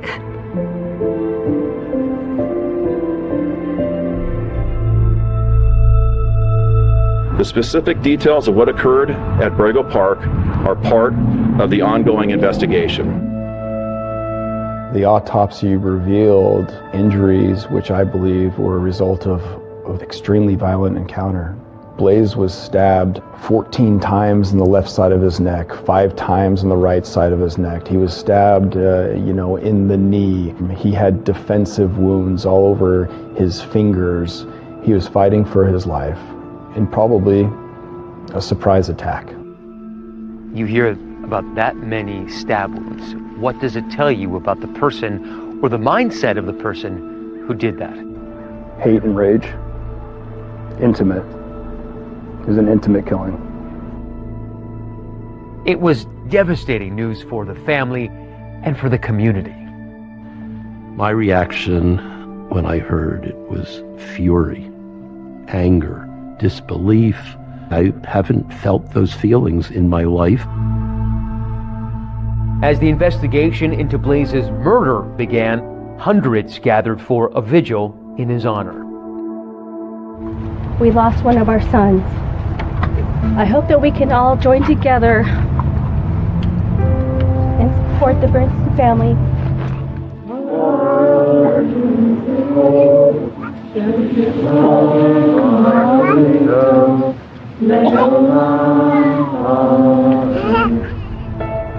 The funeral was incredibly painful.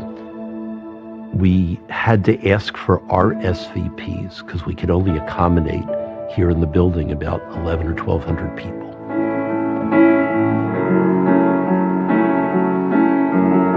And then there was a public service at the largest space we have in Orange County a few weeks after the funeral, 3,000 seats, and that was full.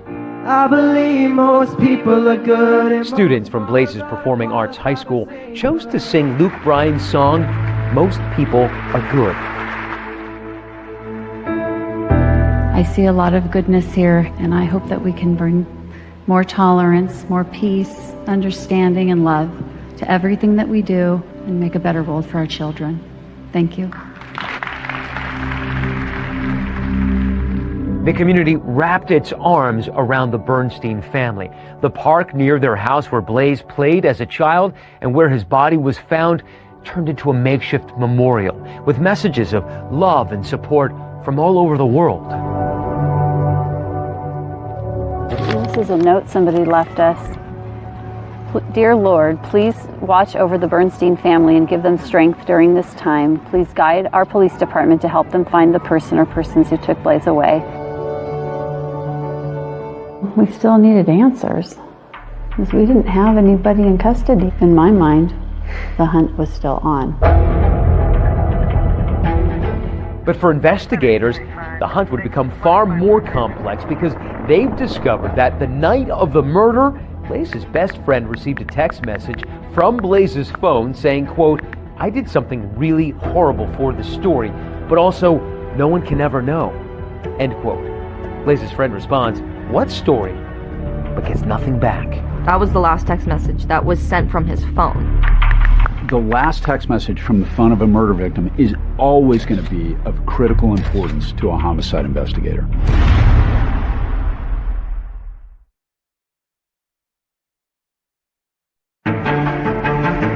We are 6.5 years since my son was killed. Blaze is ready. Blaze the trail. We are all going through our own personal hell right now. Blaze Bernstein was found with 28 stab wounds. You hear about that many stab wounds. What does it tell you about the person or the mindset of the person who did that? A lot of anger somewhere from within, and he took it out on Blaze Bernstein. Did I introduce him to something that later on came back to haunt us all? And not only was this just a murder, now we're starting to see a bigger picture. What do you make of the fact that it's very possible that a neo-Nazi killed Blaze in the United States? He's the grandson of a Holocaust survivor. This can happen anywhere. There was almost like a gasp from some people. Police believe they know who killed Blaze Bernstein. Were you planning to kill him that night?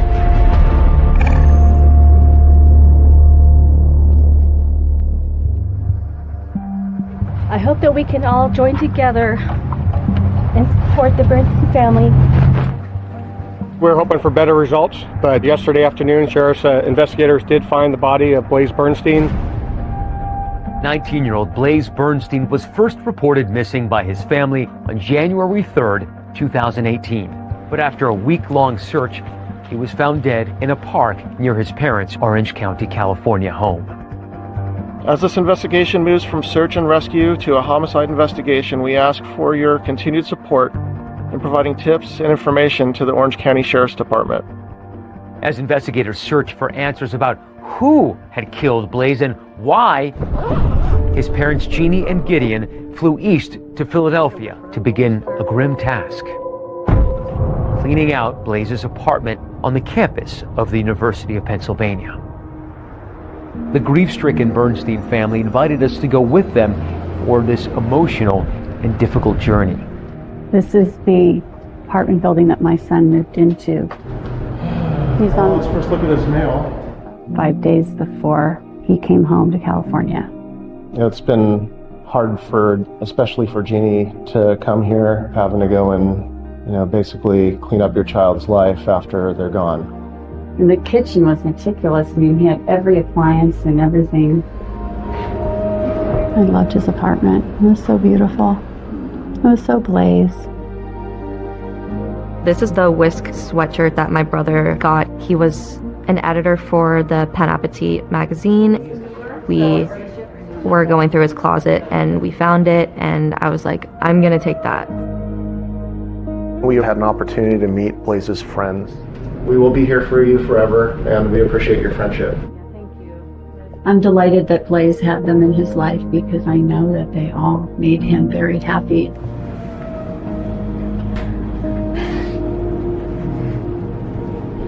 You would have loved this. He used to wear this all the time. Oh, that's my dad.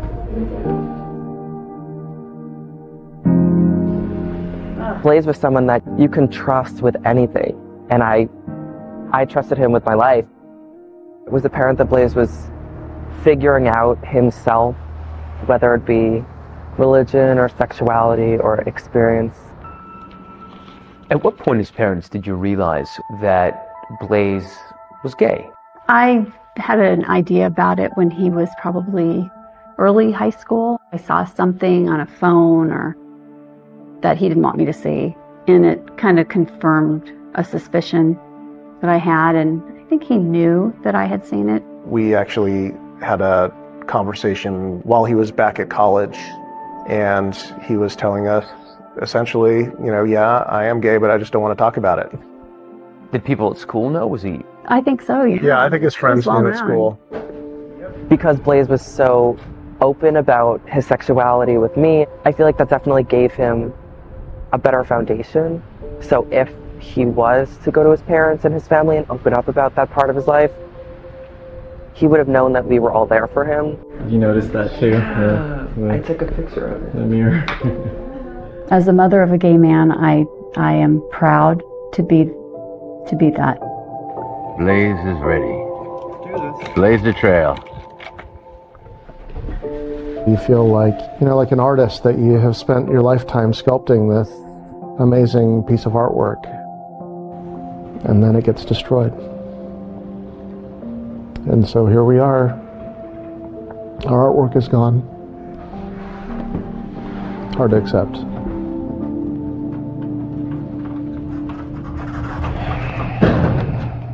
Back home in California, the investigation continued, and the focus remained on Blaze's former high school classmate, Sam Woodward, the person who admitted to driving with him to Borrego Park. We have interviewed that friend several times. That person is not in custody, and we are not prepared to comment on persons of interest at this time. When Orange County Sheriff's investigator Dylan Jansen first spoke with Woodward the day after Blaze was reported missing, he says Woodward seemed nervous and told different versions of where at Borrego Park he and Blaze went that night. And Jansen says Woodward had what appeared to be injuries on his hands. Those cuts in your hands, they look pretty gnarly. I mean, how do you think you got those from the fight club? Sam said he was involved with a fight club. He said that he sustained these cuts to his hands after somebody was clawing at him during one of the fights. When I swung at him, I kind of fell on my ass. And I usually try and have my hands to break my fall for me, and so I landed on some rocks. I've heard of fight clubs, but I didn't believe it. Anytime that Sam Woodward was walking around the station, when he touched the doorknobs, he would cover his hands with the sleeves of his sweatshirt. Is he attempting to cover up fingerprints? Is he attempting to cover up DNA? It was definitely something that stood out. Nearly a week after that interview with police, when Blaze's body was found, investigators went looking for Sam Woodward once again. Investigators said that when they searched Woodward's bedroom, there was some damning evidence. They found a knife with blood on the handle and on the tip of the blade. They also found bloodstains on a sleeping bag outside his window and on the driver's side of his car. The knife that was found in Sam Woodward's room, the areas of the vehicle that had apparent blood in it, the sleeping bag that was found on the side of Sam Woodward's home, they were all tested for DNA, and those results concluded to be the blood from Blaze Bernstein. With this new evidence, police are now ready to make an arrest. Under arrest, 20-year-old Samuel Lincoln Woodward suspected of killing Blaze Bernstein. Police say DNA evidence led them to arrest the 19-year-old's former high school classmate. I remember thinking to myself, that's the guy that was on the phone. I want to find Blaze as much as you do. At the time, I thought, I wonder what my brother was thinking before he died. I wonder if he was in pain, or I wonder if he could have saved himself. And I think once Sam was arrested, I knew my brother didn't have a chance. But something authorities were playing pretty close to the vest was motive. Why would Sam Woodward want to kill Blaze Bernstein? As the days unfolded, investigators would confront a possibility they hadn't even originally contemplated. Not only was this murder, we're starting to see a bigger picture. It was absolutely shocking.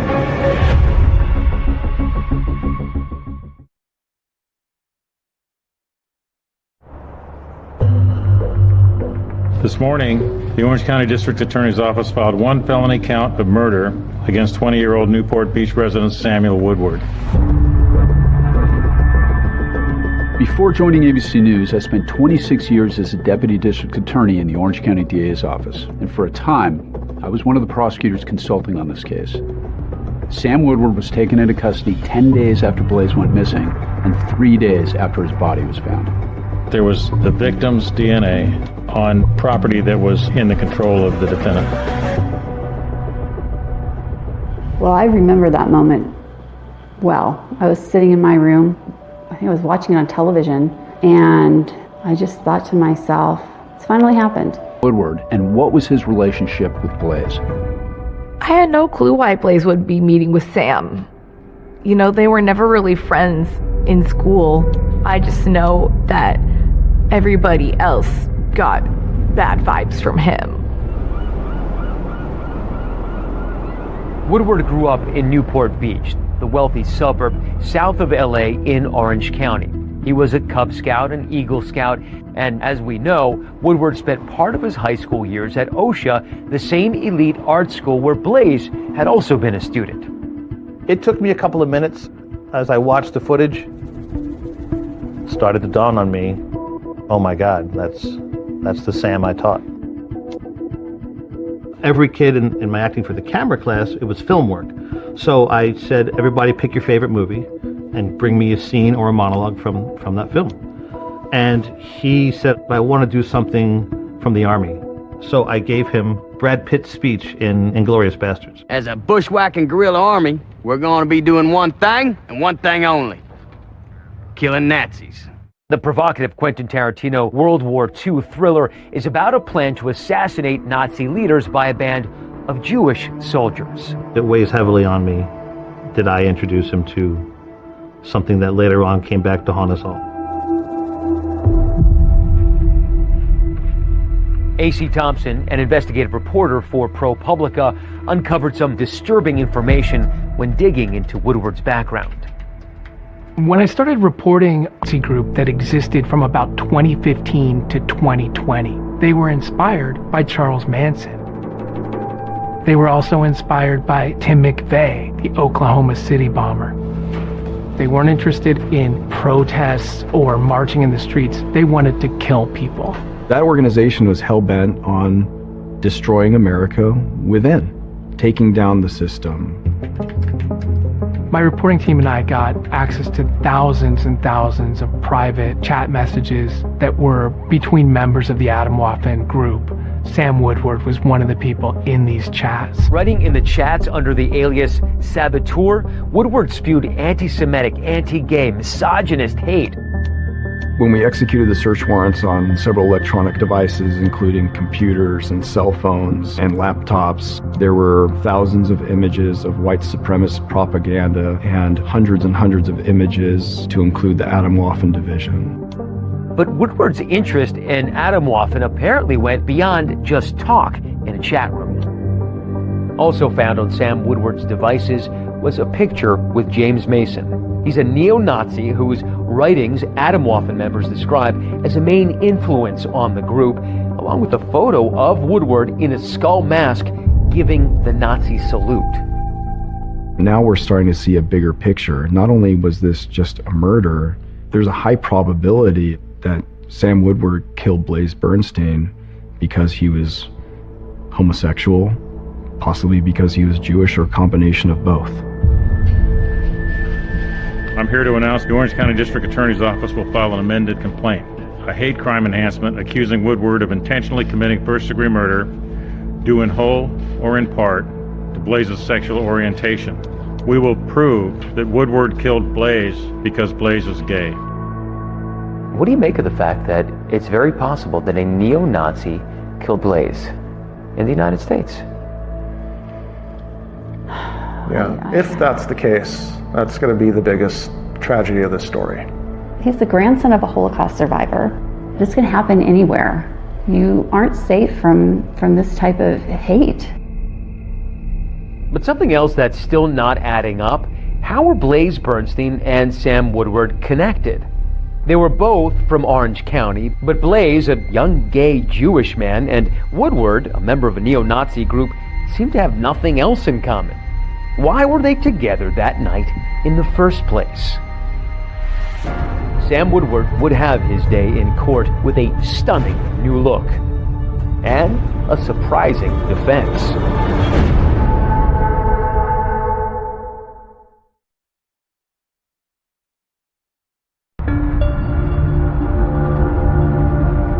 While Sam Woodward was arrested for killing Blaze Bernstein in January 2018, it would take 6 years for him to face a jury.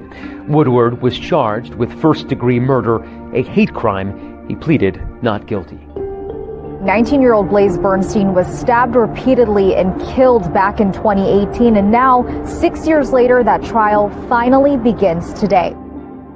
By the time the trial was starting, I had already left the DA's office, but I was watching the proceedings closely.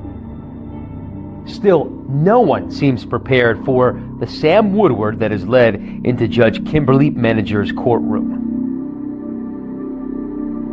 There was almost like a gasp from some people, just to kind of that visceral reaction to kind of seeing him. Long, dark, stringy hair, long, dark beard, covering his face. It's hard not to kind of draw mental comparisons to Charles Manson. Blaze Bernstein was found with 28 stab wounds. Senior Deputy District Attorney Jennifer Walker's opening statements tell the story of a young man who they say set out to murder 19-year-old Blaze Bernstein in cold blood.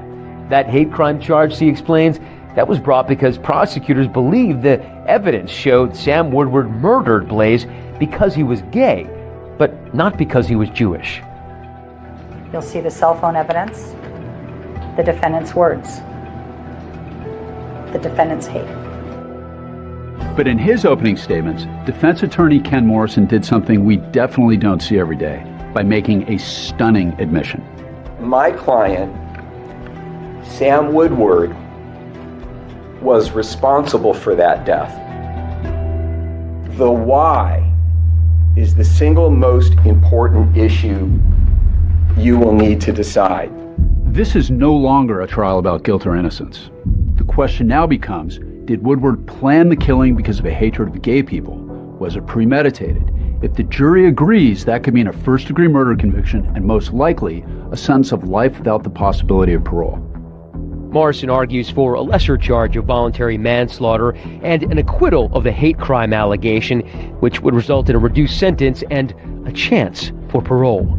The evidence will show that Blaze Bernstein's sexual orientation had absolutely nothing to do with the reason he was killed.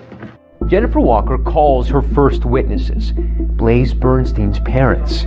Gideon Bernstein now faces down the man who killed his son as he recounts the painful moments when the family first realized that Blaze was missing. You remember where you were when you got the phone call? I do remember that, yes. And why does that stand out in your mind? Because it was the beginning of hell. Jennifer Walker then brings an Orange County Sheriff's deputy to the stand to describe what he watched Sam Woodward do on January 5th, 2018, after police decided to put Woodward under surveillance. What did you observe? I observed him what appeared to be cleaning his vehicle, the interior and exterior. He had in his possession what looked like a spray bottle of cleaning product. Now scrubbing the driver's side door. It was very strange to us. What was he cleaning? Why? Jennifer Walker then digs into the heart of her hate crime argument, portraying Sam Woodward as somebody who changed from Eagle Scout to neo-Nazi.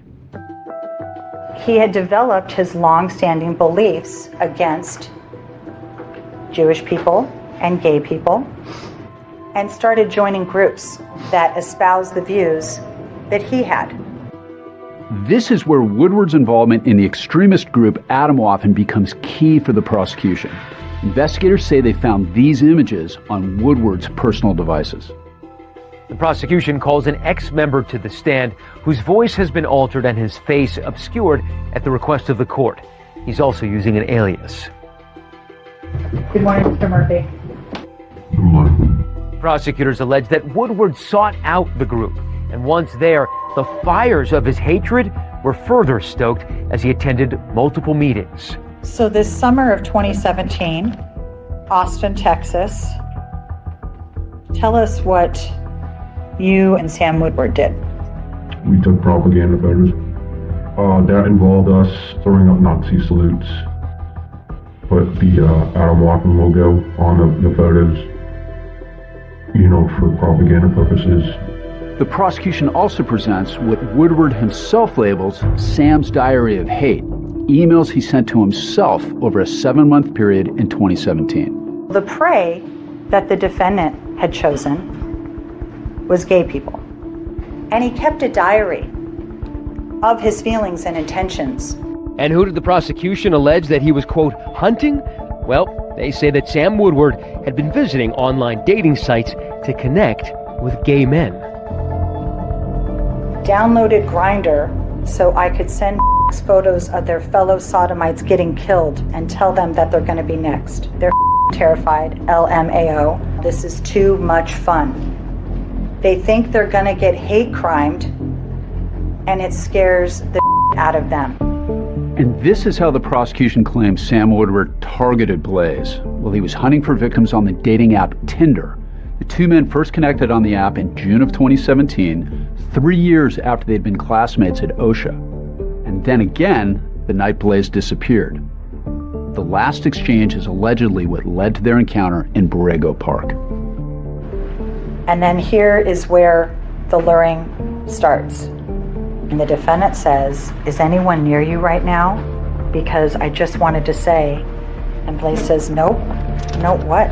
No one is near me." And the defendant says, "I might make an exception for you." And the defendant says, "Look, do you have Snap?" And then we have Blaze snapping his address to the defendant at 10:37 p.m. on January 2nd of 2018. According to prosecutors, the trap had been set and Blaze stumbled right into it that night when he agreed to meet up with Sam Woodward. But when it's the defense's turn to present its case, jaws will drop in the courtroom because the star witness will be the defendant himself, Sam Woodward. And the crux of the defense's case, that Sam had a secret and would go to any lengths to hide it, even if he had to kill. He kept saying something that I can only remember as, "I got you already. I got you, I got you."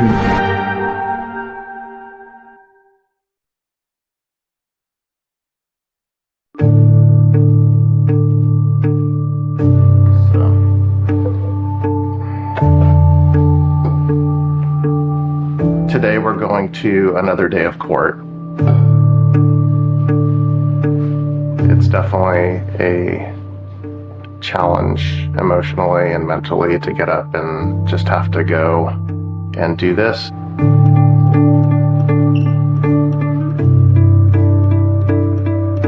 We are 6.5 years since my son was killed. We are all going through our own personal hell right now. The prosecution rested last week, and we're now listening to defense witnesses. Sam Woodward's defense attorney, Ken Morrison, is making his case. Sam did not hate Blaze for any reason. Remember, the defense has acknowledged that 26-year-old Sam Woodward killed Blaze Bernstein, but they insist it was neither a premeditated murder nor a hate crime. You will also hear lots of additional evidence that helps to explain why this homicide was committed. But just as Morrison starts laying out his case, the defense team is dealt a blow. The judge rules that some evidence is inadmissible, including that mysterious last text message sent from Blaze's phone on the night of the murder. "I did something really horrible for the story, but also no one can ever know." The jury then hears how Sam Woodward was diagnosed with autism spectrum disorder, which the defense says hindered his ability to make and maintain friendships and contributed to Sam's acute sense of isolation and loneliness.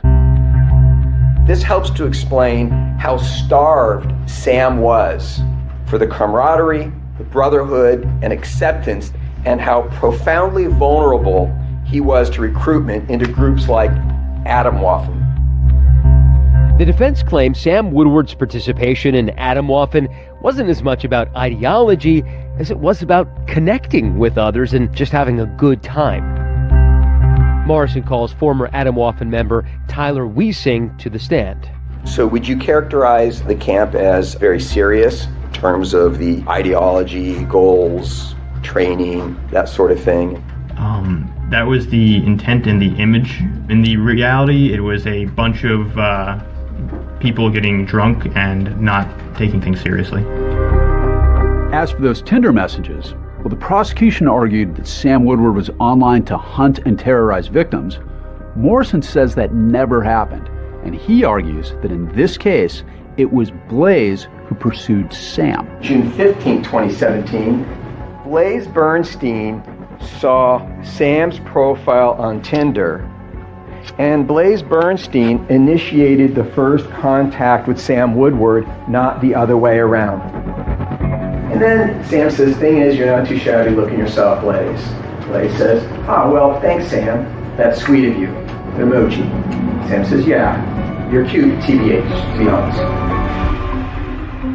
According to the defense, Sam Woodward was repressing his own feelings of homosexuality, which could help explain the reason behind, quote, Sam's diary of hate. He's trying to kind of keep this as like this hidden away part of his life. That these hate diary entries are simply narrative constructs to cover up that part of him should Atomwaffen members get suspicious. Morrison argues that Sam Woodward was tortured by his sexual identity because of what he claims he heard at home. He calls Woodward's mother, Michelle, to the witness stand. Ms. Woodward, was it ever communicated to your children that homosexuality is a sin? Yes. And who communicated that? My husband. The defense calls James Markle to the stand, please. Family friend James Markle tells the court about an incident he says Michelle recounted to him about Sam's father, Blake. Was there any particular word that Michelle Woodward told you that she would hear Blake call Sam? He would say, he would say, okay. But when called to the stand, Sam Woodward's father, Blake, denies using any homophobic slurs. Would you make derogatory remarks about homosexual people in Sam's presence? No. But ultimately, the case would hinge on the testimony of the one person who was there the night Blaze Bernstein was killed, Sam Woodward. The defense is calling up Samuel Woodward. For the defense, calling their client to testify is a risky move. It can be viewed as a Hail Mary or as a very shrewd tactic to play on the jury's sympathies. And Mr. Woodward, can I ask you if you're able to move the hair out of your face a little bit? Sam Woodward's defense attorney, Ken Morrison, takes Woodward through the story of his life, arriving at a key question. Sam, was there ever a time in your life that you can recall where you wondered whether you might be gay? No, I can't say really there was, no. This may have just blown up Ken Morrison's defense, which hinges on the argument that Sam Woodward was struggling with his sexual identity. And that will become hugely important because of what Morrison is about to argue Blaze did that night, which he says provoked the attack.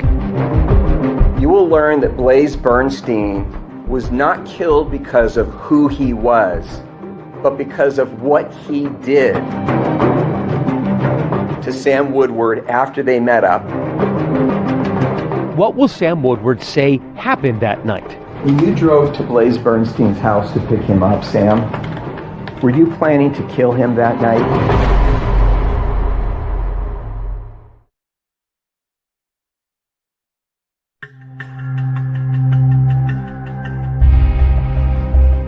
It's day 28 in the trial of Sam Woodward, and defense attorney Ken Morrison is questioning his client about the night that he and Blaze ended up in Borrego Park.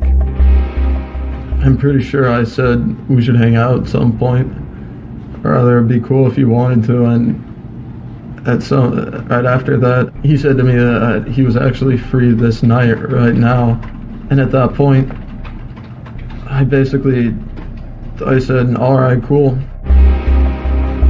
Sam Woodward testifies that after picking up Blaze near his house, the two men eventually arrived at the park. There, on a bench, Woodward claims the night took a dark turn. Woodward said he smoked some marijuana, was starting to kind of get drowsy, kind of nod off, feels something, and opens his eyes. I saw a hand right on my crotch with my pants unbuckled. I looked right up and I saw him, and he had his phone in his hand.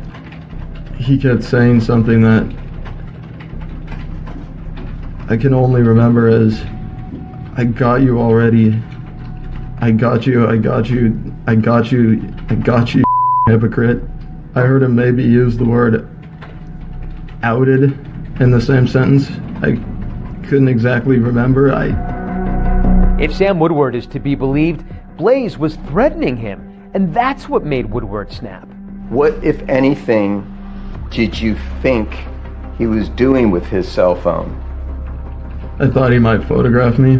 I thought he might send text messages. I thought he might be trying to record me. So at any point in time, did you see Blaze actually appear as though he was texting any messages? Yes. Sam Woodward says his fear was that there had been an image or video taken and that his family would learn about it. I grew up in a home with my mother and my father and my brother. Loved them more than I can almost speak about. My father, though, if he'd heard about something like that got out somehow, I couldn't fathom that. Sam Woodward then describes how he says things escalated. I found one of the knives that I had used to open up the container of marijuana. I just kept driving and driving and driving and driving the knife down. When you say driving the knife down, Sam, were you stabbing Blaze? At that point, yes, I was. In an effort to try to dispel any argument that this was a hate crime, Morrison asked Sam Woodward two final questions. When you drove to Blaze Bernstein's house to pick him up, Sam, were you planning to kill him that night? No, not at all. Did you hate him because he was gay? No, not at all. But now, here's where the gamble of putting Woodward on the stand could either pay off or lose big. Okay, so walk me through it, sir. On cross-examination, Jennifer Walker attacks Woodward's credibility. The left side of his neck was closest to you, right? If he's sitting to your right? Everything was a blur. Well, how did you stab him 14 separate times on the left side of his neck when he was sitting right next to you? I can't remember. And how did you stab him 5 separate times on the right side of his neck when he was sitting to your right? I can't remember. After a trial full of fits and starts, spanning almost 3 months, the case goes to the jury. The jury deliberates for about 8 hours. We, the jury, in the above entitled action, find the defendant, Samuel Woodward, guilty of the crime of first-degree murder.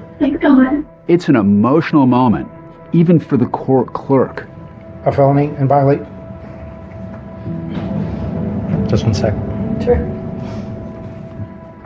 I've prosecuted a lot of murder cases, and I can't say I've ever seen a court clerk react like that. We, the jury, in the above entitled action, find it to be true that the defendant, Samuel Woodward, committed hate crime, first-degree murder. We are thrilled with the verdict, which holds Samuel Woodward accountable for the brutal, violent, painful murder of our son. Justice has been served. Thank you. Breaking news now, an emotional afternoon in an Orange County courtroom. The sentencing has just been handed down for the man convicted in the hate crime murder of Blaze Bernstein. This time the court does sentence the defendant to state prison for the term prescribed by law, which is life without the possibility of parole. The jury said that they saw this as a hate crime and that hate was not going to get you anywhere in this world. In the 7 years since Blaze Bernstein's murder, the family of Sam Woodward has never spoken out beyond their court testimony. But the Bernsteins say the Woodwards did leave something for them back in 2018. Have they reached out to you, by the way? Yeah. We found a note under our doormat. What did it say, this note?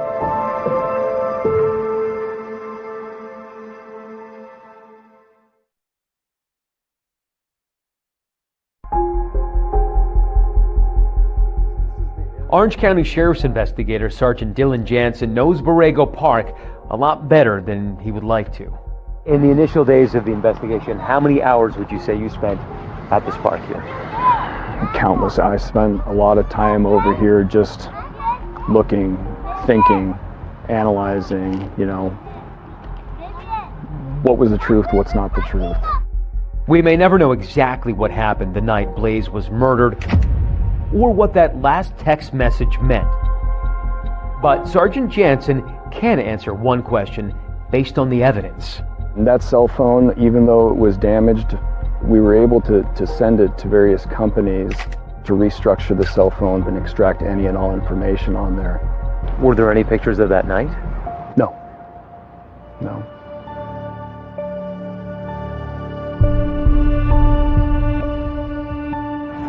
This park is pretty meaningful for you. So we stop here and go check out the garden of rocks that are now over in the corner. Do you feel that you get a little bit of closure each time you put one more rock down? I don't even know what closure is when you lose a child. I think maybe closure for me will be just being able to look at all of these things and be happy. Almost 7 years after I walked in Borrego Park with the Bernsteins, the memorial of painted stones honoring their son has blossomed.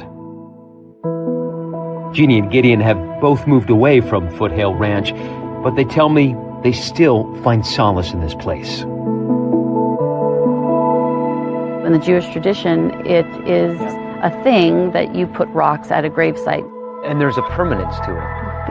It gives us some feeling of connection to people, the people that will hear our story and understand the importance of eradicating hate in this world.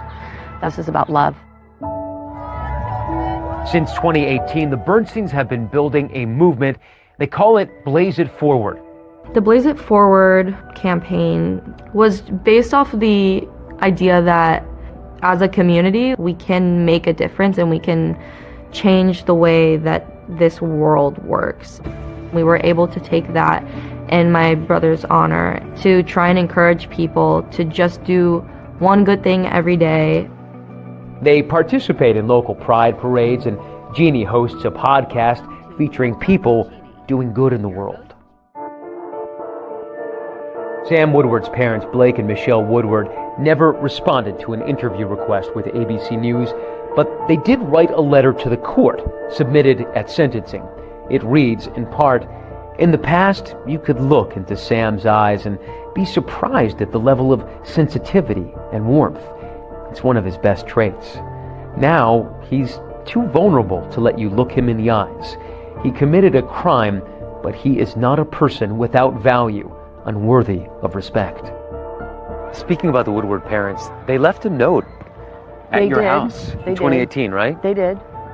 At the time, I thought it was infuriating because one of the things that they said in that letter was that that both families are going through a hard time right now. I don't think that she had any idea how hard of a time we were having. But there's another letter that holds more meaning for Jeannie and Gideon, discovered after the trial, tucked among the colorful painted stones of Blaze's memorial. This is a copy of a note that was left for us in the park by one of the jurors. She basically says in this letter to Blaze that she's really sorry that she didn't get to know him. Thank you everyone for coming to class today. So Blaze would be 27. Do you ever think about what he would be like today had he lived? He'd be doing something fantastic. I know that about Blaze, and he'd be making people happy. That's what he did. Blaze is always on my mind. I think about him from the minute I wake up until I go to bed at night. He was my person. He was a piece of man. He's gone. But I'm still here, and whatever he's done to make an impact on this world is what we're going to leverage and try to make sure that people never forget about our son and what happened. Sam Woodward's defense lawyer, Ken Morrison, David, says his client didn't get a fair trial. Woodward has appealed. Morrison claims there are several appellate issues because of evidence the jury was not allowed to see. In the meantime, that is our program for tonight. Thanks so much for watching. I'm David Muir. And I'm Deborah Roberts. From all of us here at 2020 and ABC News, good night.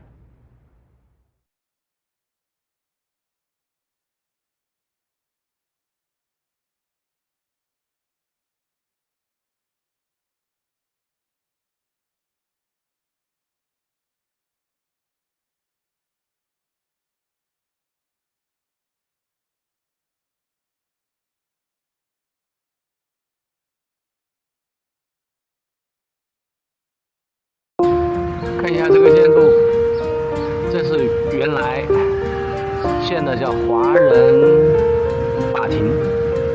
建它的时候，就是因为这里的华人很多啊，有会纠纷就是由华人自己来审判，里面的法官也都是华人。当时古晋的第一个王是西人所以古晋沙捞越这边也被西人有统治了100多年，后来呢，就是日本人进来了嘛，然后后来又被英国殖民了一段时间。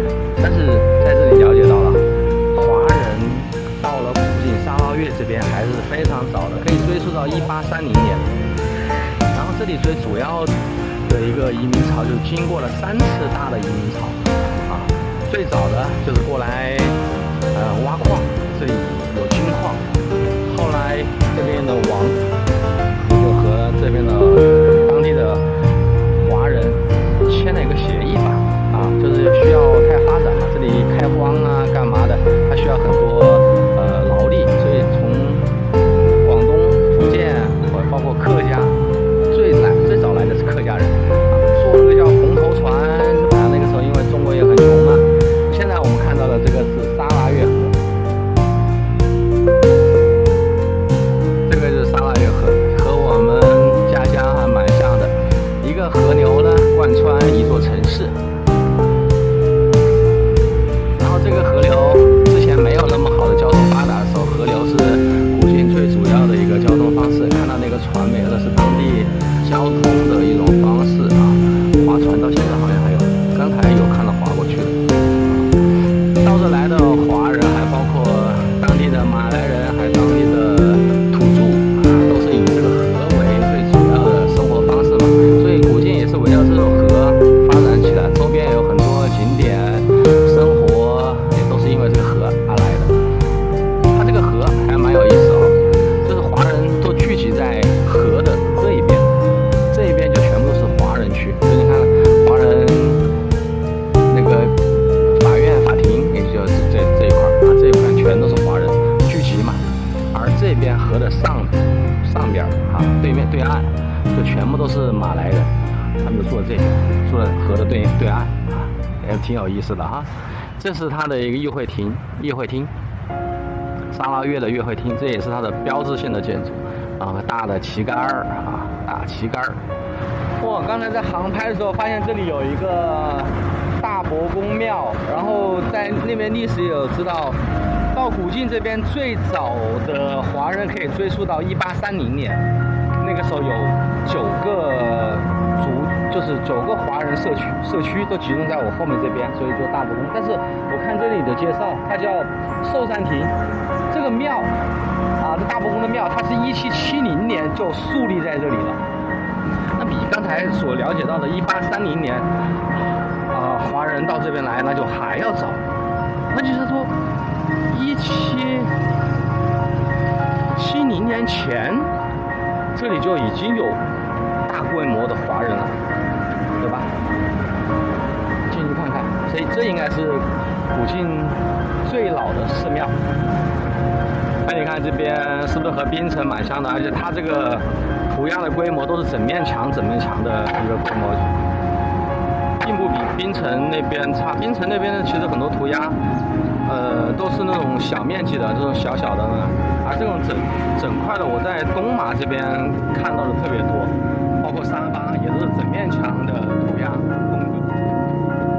整体还什么？那是那个红毛猩猩是吧？还有那个长鼻猴吗？从这儿进。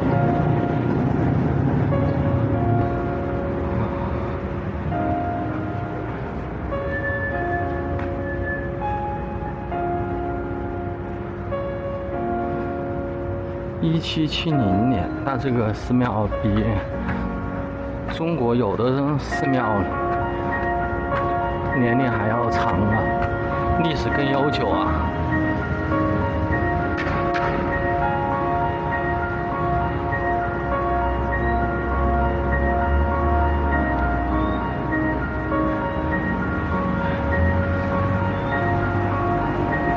它这个整个庙建的这个高度，它是高于这个古晋寺的一个街道的。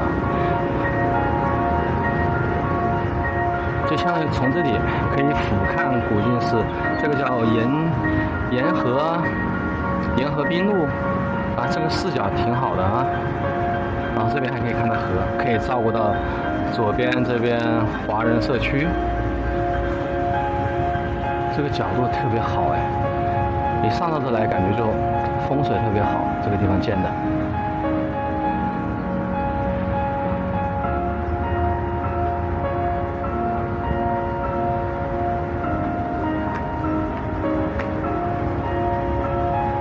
这里好多贡品啊！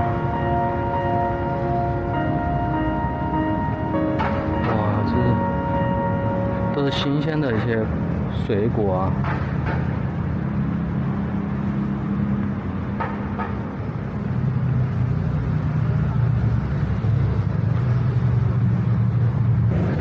这个大公庙里面有一个本地人才知道的秘密，一般游客都不知道，就是这里不起眼的卫生间旁边有一个古井。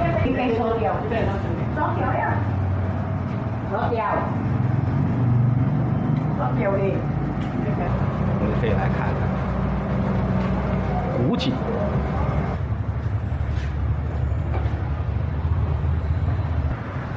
哇，这边的祭拜习俗还蛮有意思的，和我们国内不一样。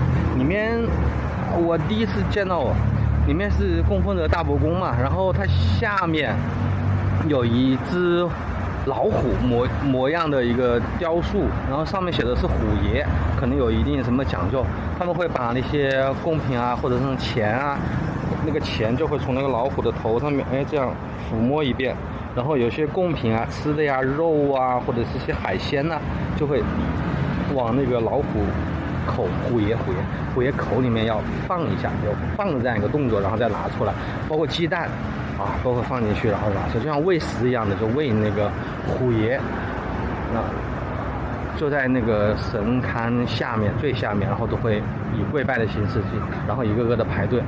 哇，好有意思！这我们中国没有看到是这样的一个祭拜的形式哈，无非就烧香啊，跪拜啊，他们是有这样一个行为然后我看到里面还讲我的生肖，2023年的生肖相冲啊。